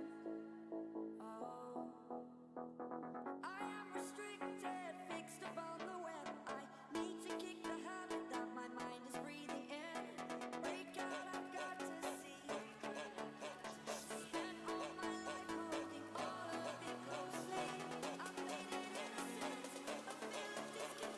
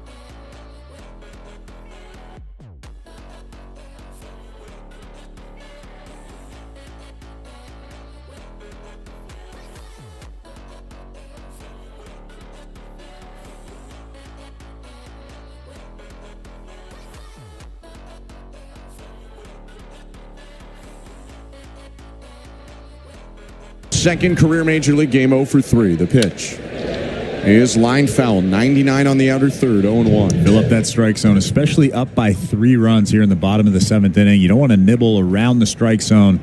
Like I said last inning when Louis Varland came in the ballgame, you have to trust your stuff.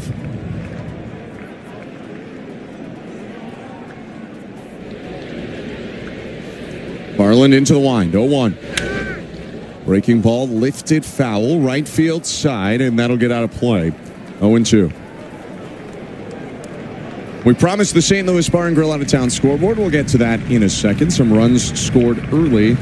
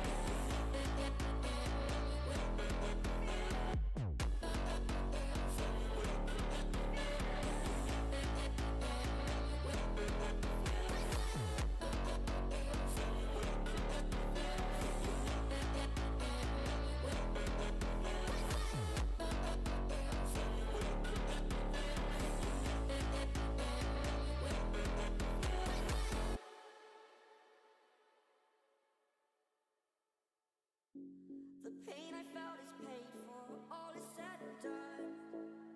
Oh, I am restricted, fixed upon the web. I need to kick the habit that my mind is breathing in. Break out, I've got to see. Spent all my life holding all of it closely. I've made it innocent, a feeling discontent. I'm not facing it all.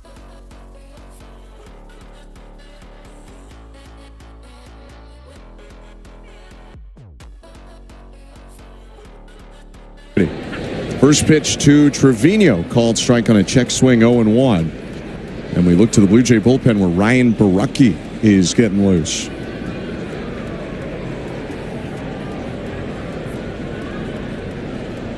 A 1. Curveball.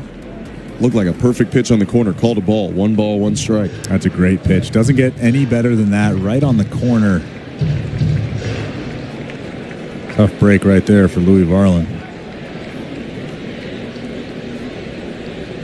From the stretch is 1-1. Hit on the ground to third. IKF up, throws to second, 1. Jimenez to first. Inning ending 5-4-3 double play. Scoreless bottom of the 7th. 5 outs recorded in relief by Louis Varland. And we go to the 8th inning with the Blue Jays leading 11-8 over the Reds. You're listening to Blue Jays Baseball, brought to you by your local family-owned Crown Rust Control Center, streaming on the Sportsnet app and the Sportsnet Radio Network. I'm Jen Tamsey from Beertown. At Beertown, we believe Great moments in baseball have been broadcast on the radio since 1921. Smith corks one into right down the line. It may go. Go crazy, folks. Go crazy. It's a home run, and the Cardinals have won the game by the score of 3-2 on a home run by the Wizard. Go crazy. Catch the next unforgettable call on the MLB app and MLB.com. Take a hack at guessing which baseball player or manager said the following. I really don't know what to say. I'm just so happy I gave something these people cheer. We all did. I mean, it was a great game. Both teams played incredible. It was a great game. That's Mike Piazza after he hit an 8th inning go-ahead home run in the first New York Mets home game after 9/11. Hear moments like this and more on the MLB app and MLB.com. Let's see if you can figure out the following baseball slang term. Today's phrase is taco. Do you know what it means?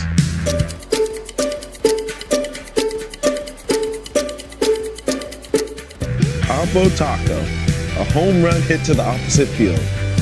Austin Hayes with an A proud member of Wayne's Auto Group. This is Toronto Blue Jays baseball. Racing back Santander. Leaps at the wall, and he made the catch. On Sportsnet 590 The Fan and the Sportsnet Radio Network. Welcome to the Timbermart broadcast booth. Tom Young is our technical director. Tonight's show, Ali, our host and producer, alongside Chris LaRue. I'm Ben Schulman. New pitcher into the game for the Reds is Reiver Sanmartin. Left-handed reliever deals to Davis Schneider. Misses outside, ball 1. First appearance in the majors for Reiver Sanmartin of Cartagena, Colombia. Misses low 2-0. First time in the majors since 2023. Sanmartin, a large part of the 2022 bullpen for the Reds. 29-year-old left-hander gets Schneider, Jimenez, Kiner, Falefa, 2-0. Swing and a pop-up. Back of first foul territory. Stewart angling back near the tarp, and it lands on the tarp. Sal Stewart, not exactly a natural first baseman, plays more third, second, and just looked a little bit unsure there as he went back. It would have been a spectacular play to bring it in. You know who would have made that play? Vlad? Yep. Yeah. He loves that play. Going back in foul territory, down that right field line. He would have made that play. Well, I will say it was a tough thing for Stewart, kind of similar to Vlad. Came up at third baseman, but then they trade for Ke'Bryan Hayes, 2-1, and Schneider spoils it foul to the right, 2-2. So Stewart's kind of got to learn new positions on the fly because Hayes not only here this year, but is under contract for the next handful of seasons with the Reds. Blocking Stewart, 2-2. Outside, 3-2. As we've talked about the Reds roster a bit, a lot of infielders. A lot. Payoff pitch and a foul back. On deck right now for the Blue Jays is Ty France. Looks like they will avoid the left-on-left matchup Sanmartin would pose to Jimenez. 3-2 pitch, swing and a miss. Schneider chase ball 4 there on a changeup low. Good pitch, Sanmartin. 1 out. Sanmartin's having a pretty good season this year in AAA. 6-2 with a 2.79 ERA in 41 ball games, 44 strikeouts in 58 innings. Bringing him up, knowing they needed some help on this off day. Sam Mull was optioned to the minors. Another left-hander for the Reds in the corresponding move today. Pitch to Ty France is sprayed to right field. Pretty deep over the head of Marte and on the warning track. Chugging for second, Ty France. Head first dive, and they got him on the throw. Marte turned and tossed a one-hopper into second base. Ellie De La Cruz with the tag. France is waiting on second, though, and the Blue Jays will ask for a challenge. Well, Ty France immediately pointed in to the Blue Jays dugout. He thought he got that right hand in there ahead of the tag by Ellie De La Cruz. We're seeing the slow motion replay now. I tend to agree. It was a little swim move. Got that left hand in there, actually, before the tag. Took a page out of Ellie's book. The tag was going to the right hand. France threw the left hand onto the bag. I'm with you. I think they overturned this, and probably quite quickly. I guess the only question is, did that left hand come off the bag? Because De La Cruz keeps the tag on the chest of Ty France. I don't think they'll. Yeah, I think that's an out. I mean, a safe call, sorry. As they continue with this review, why don't we take a look at the baseball standings brought to you by Bet365. At Bet365, you can bet on popular markets like hits, home runs, and total bases. Download the app and find out why it's never ordinary at Bet365. 19 plus, play responsibly. Ontario only. Blue Jays lead the American League East 79-59. 2.5 back are the 76-61 Yankees. And field is overturned. The runner is safe. Toronto will retain their challenge. So Ty France safe on the challenge, call overturned. Just to wrap up the standings, Red Sox also 2.5 back, 77-62. Rays 68-69, 10.5 back, and the Orioles 62-76, 17 back. Immediately after that double, Ernie Clement comes on to run for Ty France. He was likely to come in defensively anyway. So France out of the game, came in, saw one pitch, doubled. And that's a day's work for Ty France. Easy money.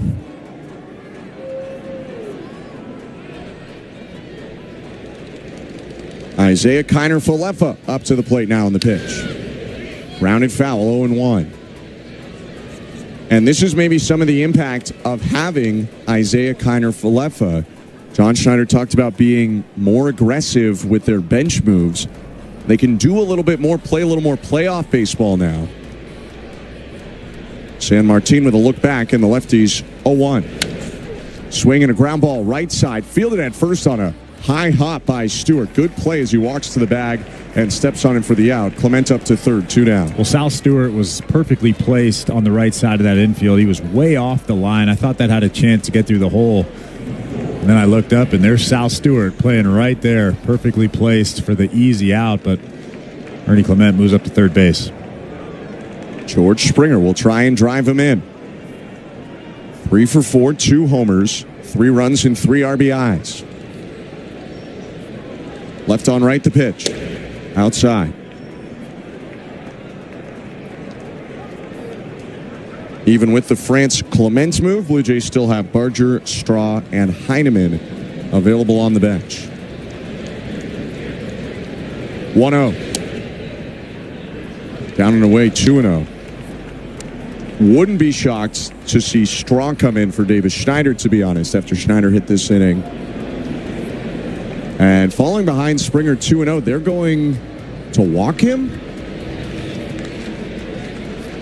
I believe that is the signal. It is. So George Springer gets the intentional walk. And Straw's actually going to come in now. They will bring him in to hit for Nathan Lucas. Getting another left on right matchup. So Lucas out of the game after an 0 for 4. I think that's the right move. Not the Miles Straw move. I'm talking about the San Martin intentionally walking George Springer. But Miles Straw's been swinging the bat pretty well. First and third, 2 down. San Martin's pitch. Down and in, ball 1. Batting average up to 272 for Miles Straw. Had 5 hits in his 2 starts against the Brewers in 6 at-bats. 1-0. 94-mile-an-hour heater for a strike.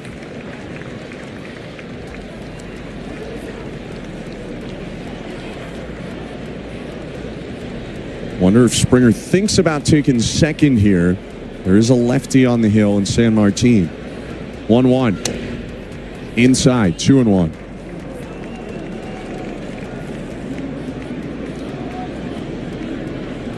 It's Springer on first and Clement on third.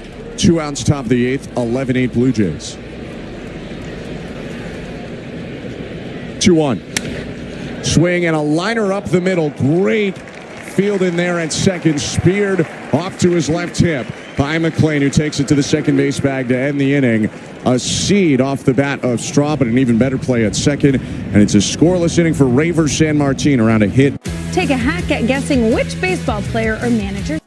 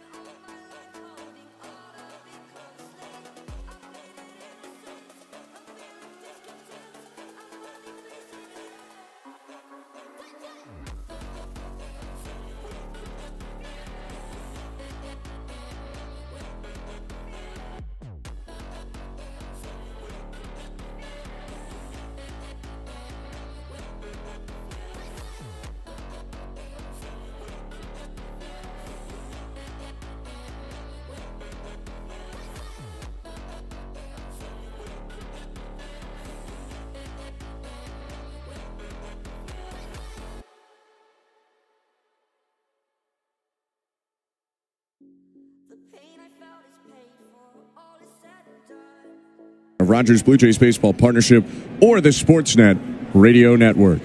Bottom of the 8th starts with a Seranthony Dominguez 98-mile-an-hour fastball to Matt McLean. Called strike. It's 0-1.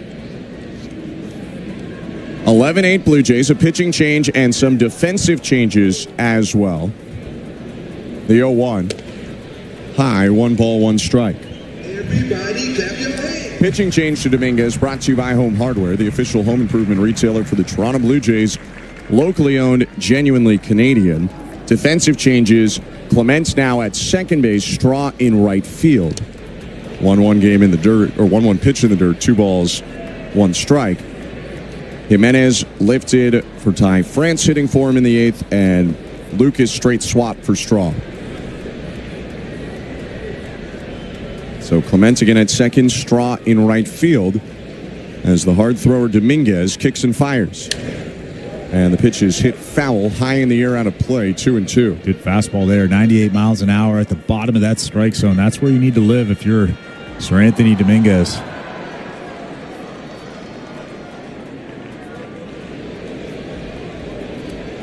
McLean's the 9-hitter, but he's 2 for 3 today. Single, double RBI, 2-2. Breaking ball fouled back off of Kirk, rolling toward the first base dugout. We welcome you to the Timbermart broadcast booth. I'm Ben Schulman alongside former Major League pitcher Chris LaRue. Show Ali, our host and producer, Tom Young, our technical director, and Blair and Barker have Blue Jays talk after the game. 2-2 again. Fouled back once more.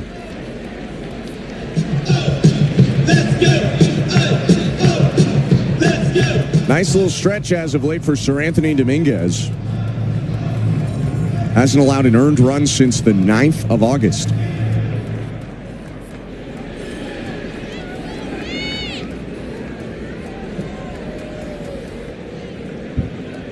He leans forward, now stands tall in the set.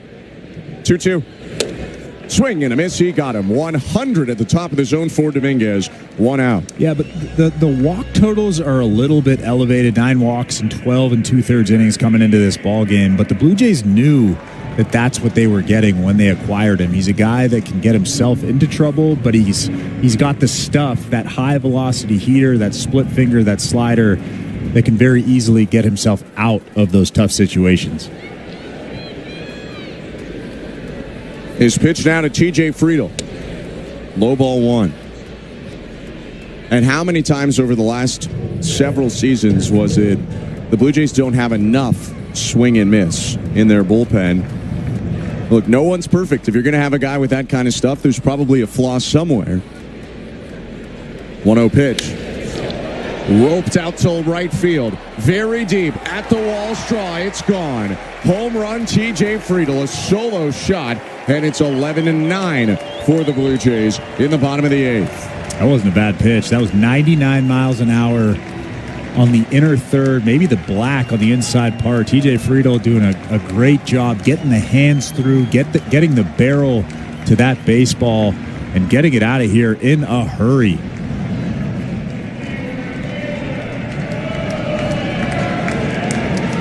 Only the 5th home run allowed this season for Dominguez, and his first allowed as a Blue Jay.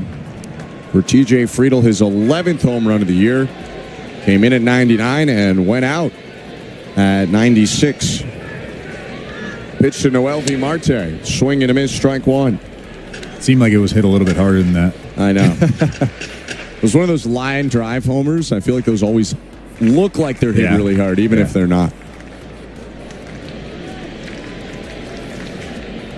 0-1. Sweeper outside. 1 ball, 1 strike. In a moment, we'll go to the St. Louis Bar and Grill out-of-town scoreboard. Some finals, some score updates. 1-1. Hit well left field. Hooking toward the corner. It's down for a base hit. Bouncing into the wall. Marte jogs into second. He has a double with 1 out, and the tying run will come to the plate for Cincinnati. I'll say this, there is no quit in this young Cincinnati Reds team. That was a good swing from Marte. It was a little bit of a hanging sweeper from Seranthony Dominguez, And Marte just rips it down the line for a double. There's still just one out in this inning, the bottom of the 8th inning. Reds are down by 2 runs. And the tying run will be represented by Elly De La Cruz, who turns back around to hit left, where he had his RBI single in the first. It's 1 for 3 in the game. Runner on second, 1 out, the pitch. Lifted foul, 0-1. On the St. Louis Bar and Grill out-of-town scoreboard, the Red Sox have finished off a win over the Guardians, coming back from down 7-5 to win 11-7. So right now, they are 2 games back of the Blue Jays. 0-1. In the dirt, blocked by Kirk. Splitter bounced in front of home. However, the Blue Jays, if they can hold on to their 11-9 lead, will push it back to 2.5, where the lead started at the beginning of the day. Yankees also still up 2-0 right now on the Houston Astros. That game in the middle innings. 1-1 to De La Cruz. Outside at 99.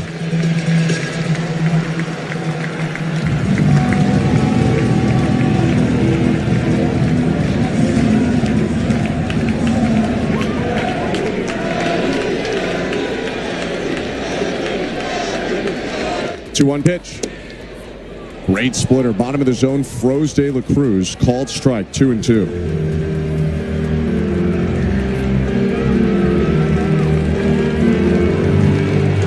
19 homers for Elly De La Cruz this year. Has not hit one since July 31st. 2-2 pitch. And he hits it on the ground. Sliding stop at first flat. Throws off the seat of his pants to a covering Dominguez for the out. Up to third base goes Noelvi Marte. What a play by Guerrero down the line. 2 outs. That might have been a game-saving play, because if Elly De La Cruz gets on base to first base, he's probably going to steal second base, and that puts runners at second and third with just 1 out in the inning, and a base hit ties the ball game. What a play from Vladimir Guerrero Jr. Good job from Dominguez getting over and looking the runner back at third base. Austin Hayes now the tying run at the plate. The pitch. Swing and a miss, strike 1. I mean, that run might have come in to score also. It might have been an 11-10 game with De La Cruz on. Instead, it remains 11-9, and 2 guys who were traded for each other in Dominguez and Hayes. Battle here in the bottom of the 8th. 0-1. Swing and a miss. 2 good sweepers. It's 0-2.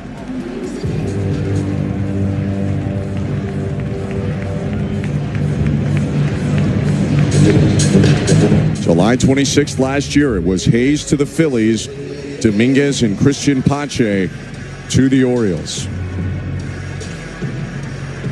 Now a 2 for 4 Hayes, who's driven in 4 already in this game. Bats with a runner on third, 2 outs. Blue Jays up 11-9, bottom of the 8th. Dominguez with an 0-2 offering. In the dirt, run-saving block by Kirk on another sweeper. Yeah, have to be a wall back there if you're Alejandro Kirk. Good job right there blocking that baseball. Didn't trickle very far away from him either. 20 pitches in the inning for Sir Anthony Dominguez. His 1-2. Swing and a miss, strike 3. 98 on the outside edge to get Hayes and end the inning. Reds chip into the lead, though. TJ Friedl, solo home run, makes it 11-9. Blue Jays going to take a hack at guessing what.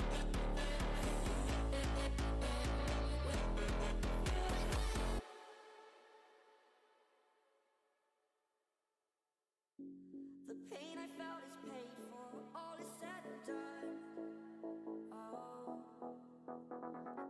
got to see. Spent all my life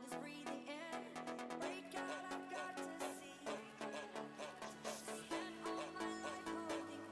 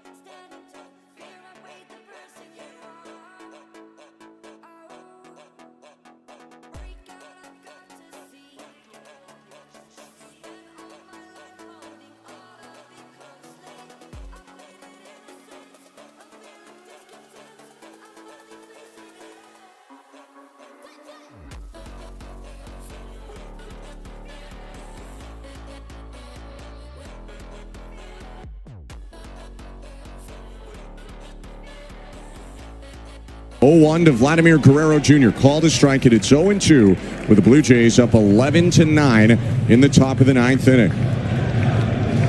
Still Raver San Martin for the Reds. Lefty reliever in a second inning of work. Got out of a jam last inning. 0-2. Broken bat, ground ball, right side. It's got a chance, and it's through. Past the dive of Matt McClain. That bat went down a hero as Vlad picks up his 3rd hit of the night and 4th time on base. Ben, what do we have for the total exit velocity on Vlad's 3 hits tonight? That's what I want to know. I think that was the hardest hit ball at 80 off the bat, but I can get that for you. Broke his bat, a little dribbler through the right side.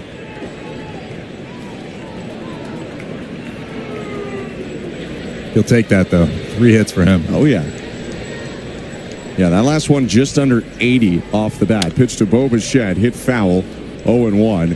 His hit off Zach Maxwell was 73 miles an hour off the bat. And Vlad's RBI single in the 2nd inning was 80.5 off the bat. So he's somewhere in the mid to high 70s on average. Next pitch is high, 1-1. 233.5, that's what I got. Nice. It's not great. It's not great. For reference, he averages about 92 off the bat. Upper level in baseball. Next pitch fouled back by Bo into the bare hand of Jose Trevino. Checking the top of his hand right now. It's 1-2.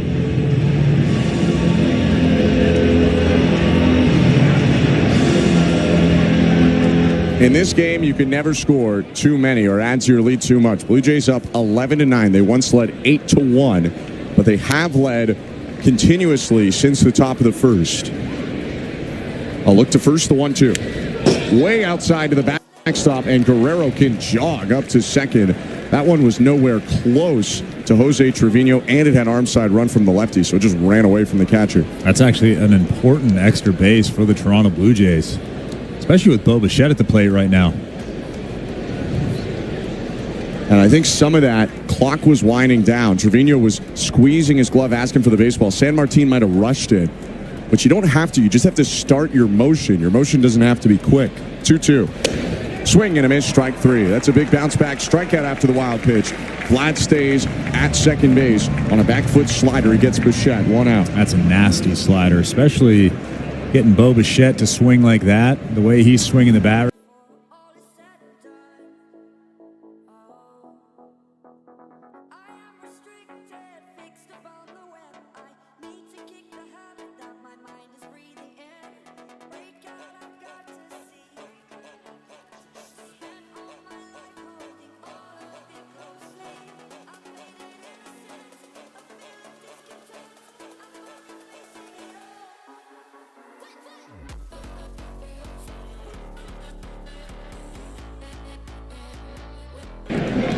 But from the third to the 9th, they've scored 3. And considering it's bullpen day, that's pretty good. It was just Barlow and Suter got lit up for 10 runs between them in 3 1/3. And now Terry Francona with 2 outs in the top of the 9th is going to make a pitching change here. Zulueta is going to come into the game for Cincinnati with a runner on second. 2 outs and Alejandro Kirk coming up. It's a pitching change brought to you by Home Hardware, the official home improvement retailer for the Toronto Blue Jays, locally owned, genuinely Canadian. Let's throw it back over to today's host. Here's Show Ali.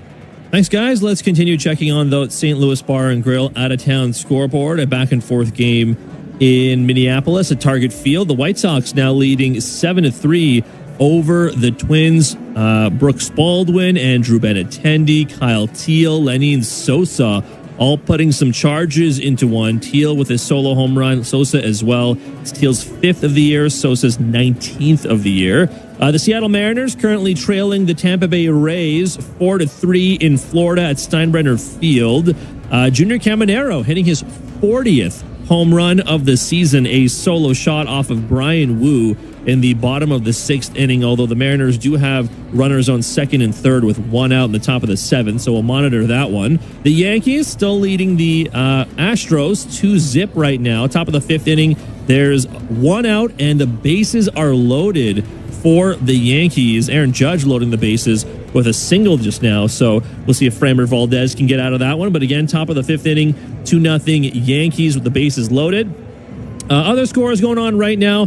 The Giants leading the Rockies 2-0. Rafael Devers hitting a 2-run bomb off of Kyle Freeland, admiring his long ball, causing the benches to clear after Freeland and Devers were jawing at each other. You don't see that every day. But 2-0 right now still for the Giants. Bottom of the third inning over the Colorado Rockies in Denver. Blue Jays baseball, as always, is brought to you by Crown Rust Protection. Let's get you back to the action with the call. Here's Ben Schulman and Chris LaRue. Thank you very much, Joe. Former Blue Jay farmhand Yasver Zulueta, right-hander from Cuba, is in. 2 outs and a runner on second. Alejandro Kirk up, top of the ninth. The pitch, high at 98, ball 1. Blue Jays up 11-9, trying to add to their advantage here. Kirk is 2 for 4 today with 3 RBIs.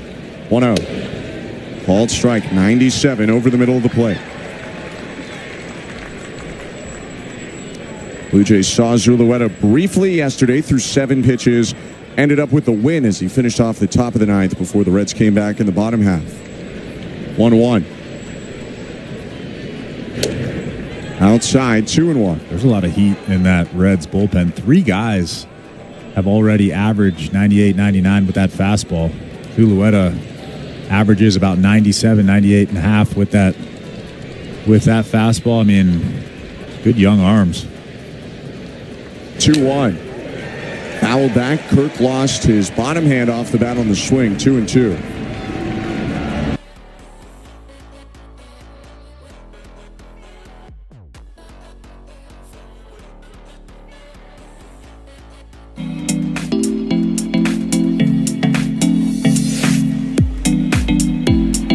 Fourth as a starter or reliever for the Blue Jays, but has been solely in a relief role since joining the Reds organization. Kirk's now going to ask for time to get a little grip on the bat after he lost his bottom hand on the swing.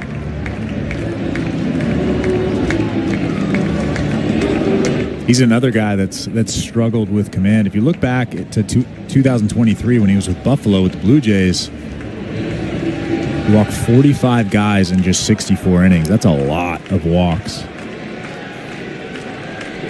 2-2 in the dirt, and the runner off to third base. Throw down by Trevino, not in time. Vladdy takes third.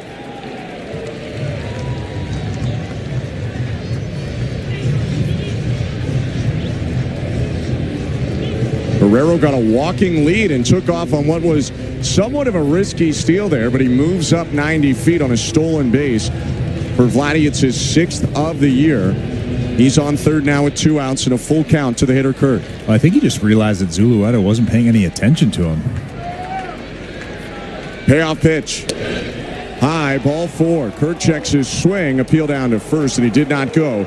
It's a walk for Kirk, and now a pinch hitter coming up for the Blue Jays in Addison Barger. And if you're Vladimir Guerrero Jr. at third base, you have to be ready for a wild pitch, even something that trickles away from Jose Trevino.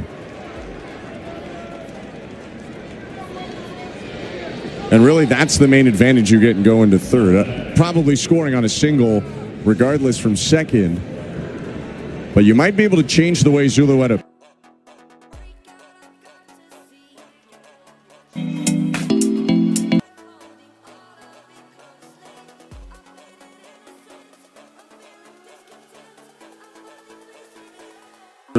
Probably scoring on a single, regardless from second. But you might be able to change the way Zulueta pitches a little bit. We'll see if he still wants to spin it a lot to Barger. Right on left the pitch. Low ball 1.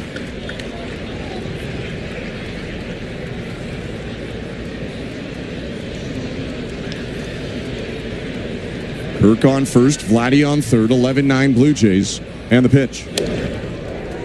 Called strike. Changeup at 89 on the outside corner, 1-1.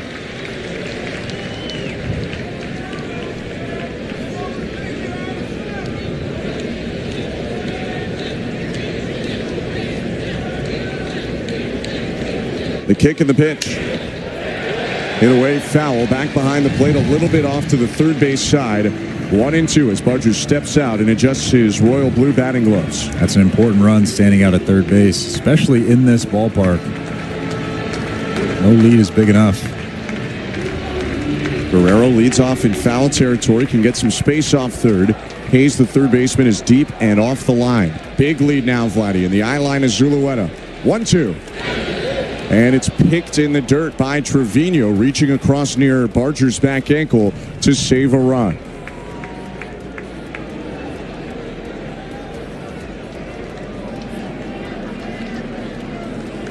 We haven't seen the slider from Zulueta, but a couple of changeups, and that one almost cost him. Now the right-hander steps off and steps right back on. Kirk leads off first. Vladdy off third again with a walk-in lead. 2-2. Outside, off the glove, Trevino to the backstop, and Vladdy comes home. Up to second goes Kirk. Might be a passed ball. Either way, it's a 12-9 Blue Jay lead in the ninth as it gets away. So it was a questionable choice going from second to third base. We can all agree on that. You're already in scoring position. There's 2 outs in the inning. Why risk it? But he got the job done. You get to third base, potentially score on a wild pitch. He scores there. I mean, what an important run for the Toronto Blue Jays, especially going into the ninth inning. 3-2 pitch, line to left field and deep. Going back, Hayes makes the catch. That will end the inning. The Blue Jays score a run on 1 hit, 2 wild pitches, and a stolen base. Advance flat all the way from first to home. It's 12-9 Blue Jays as we go to the bottom of the ninth. You're listening to Blue Jays Baseball, brought to you by your local family-owned Crown Rust Control Center, streaming at sportsnet.ca and the Sportsnet Radio Network.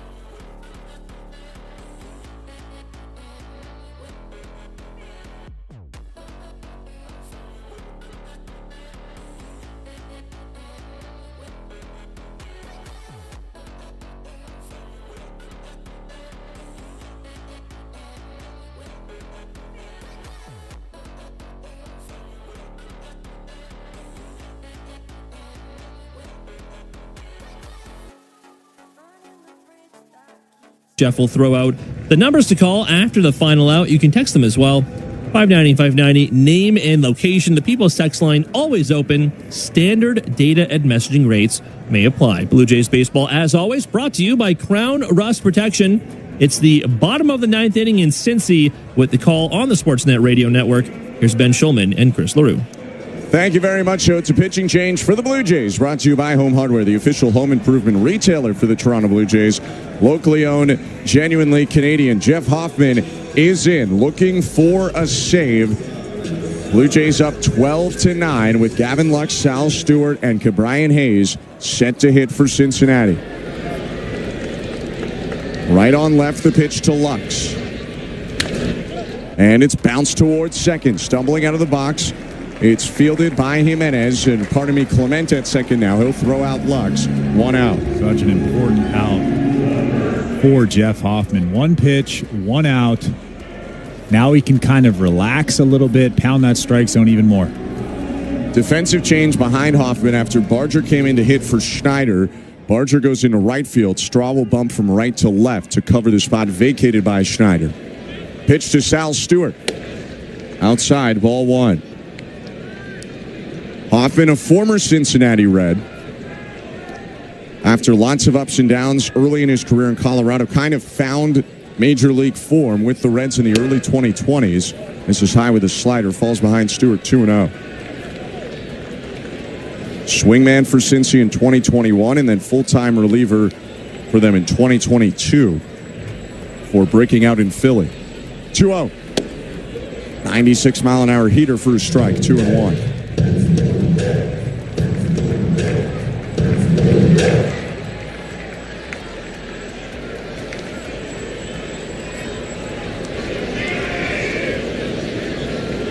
Two-one pitch. fouled off. Foul tip into the glove of Kirk, 2-2. Good location. Right on the black on the outside part of the plate.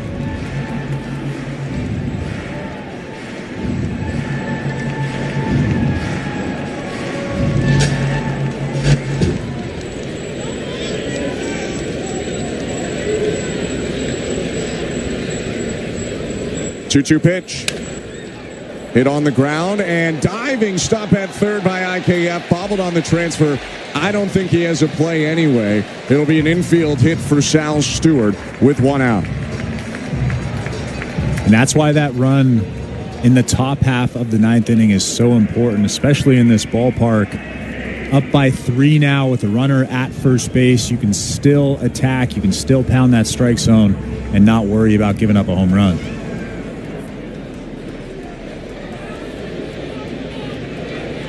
A 2-for-4 kid. Brian Hayes steps in. Hoffman's pitch. Down and away, ball 1.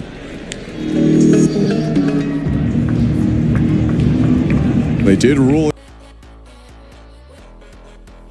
15th hit of the game for the Reds, but it's the Blue Jays leading 12-9. 1-0. Called strike. Great pitch. Slider down at the bottom of that strike zone.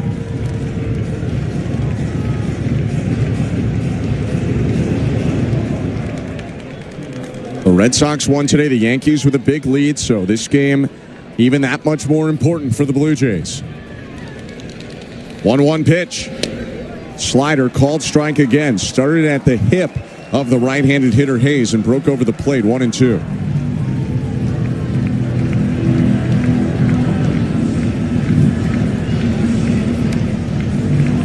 Next scheduled hitter after Hayes is Jose Trevino, but it's big Will Benson on deck right now for Cincinnati. Runner on first, 1 out. And the 1-2. High chopper foul, third base side.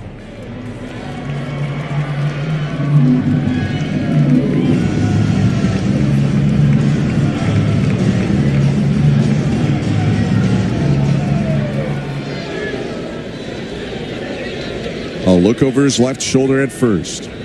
Hoffman set. He kicks and fires. And the pitch is outside, 2-2. Staying away from the fastball here during this at-bat. 5 sliders in a row from Jeff Hoffman.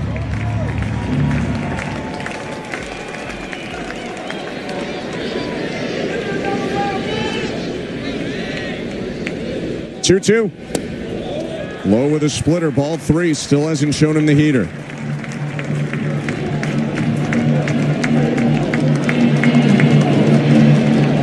A ground ball could end this game. A walk could put this game in a precarious position for the Blue Jays.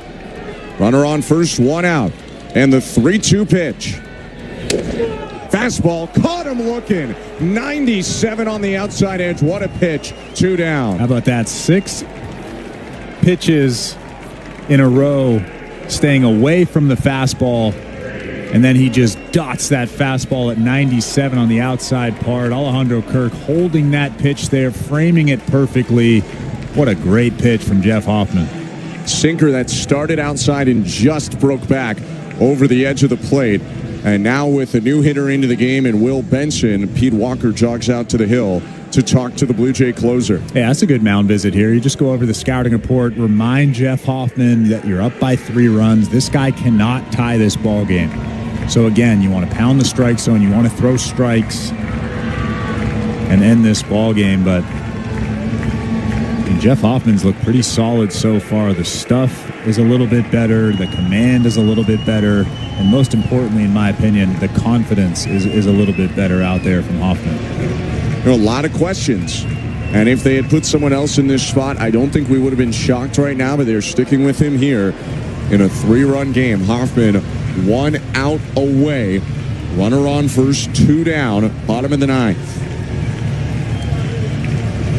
Benson, a big left-handed hitter with easy pop.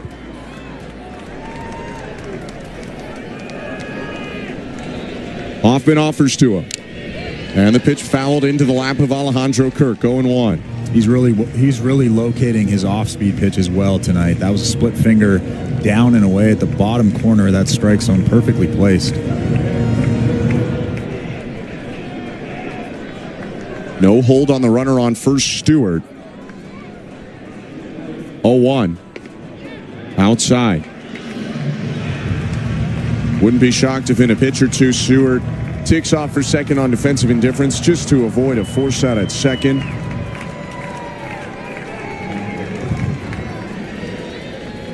Hoffman set. And the 1-1. There goes Stewart, and the pitch is low. 2 balls, 1 strike. Stewart in the scoring position now on defensive indifference and a 2-1 count to Will Benson. I think Kirk wanted that call, but that was a ball well below the strike zone.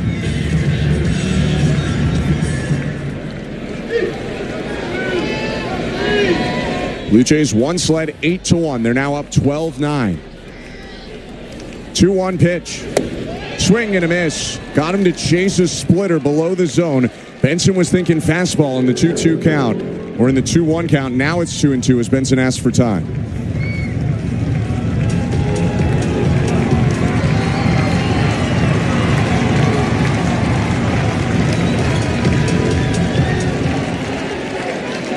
Hoffman set. 17 pitches into his inning. His 2-2. Lifted high in the air. Over shortstop. Bichette backpedaling onto the grass. He makes the catch, and the Blue Jays hold on. In an offensively charged game, they win it 12-9 to even the series with the Reds. What an important win for the Toronto Blue Jays. An important outing for Jeff Hoffman. He's struggled mightily lately. And coming into this ball game, Vladimir Guerrero Jr.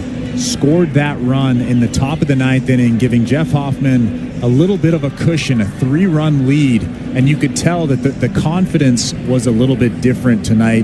The command was a little bit different. The stuff was a little bit different. And I believe it's because that 3-run lead gave him a little bit of a cushion. He picks up the save. The Blue Jays pick up the win 12-9. We'll take a quick step aside when we come back, wrap it up, and get you over to a winning edition of Blue Jays Talk. You're listening to Blue Jays Baseball, brought to you by your local family-owned Crown Rust Control Center, streaming on the Sportsnet app and the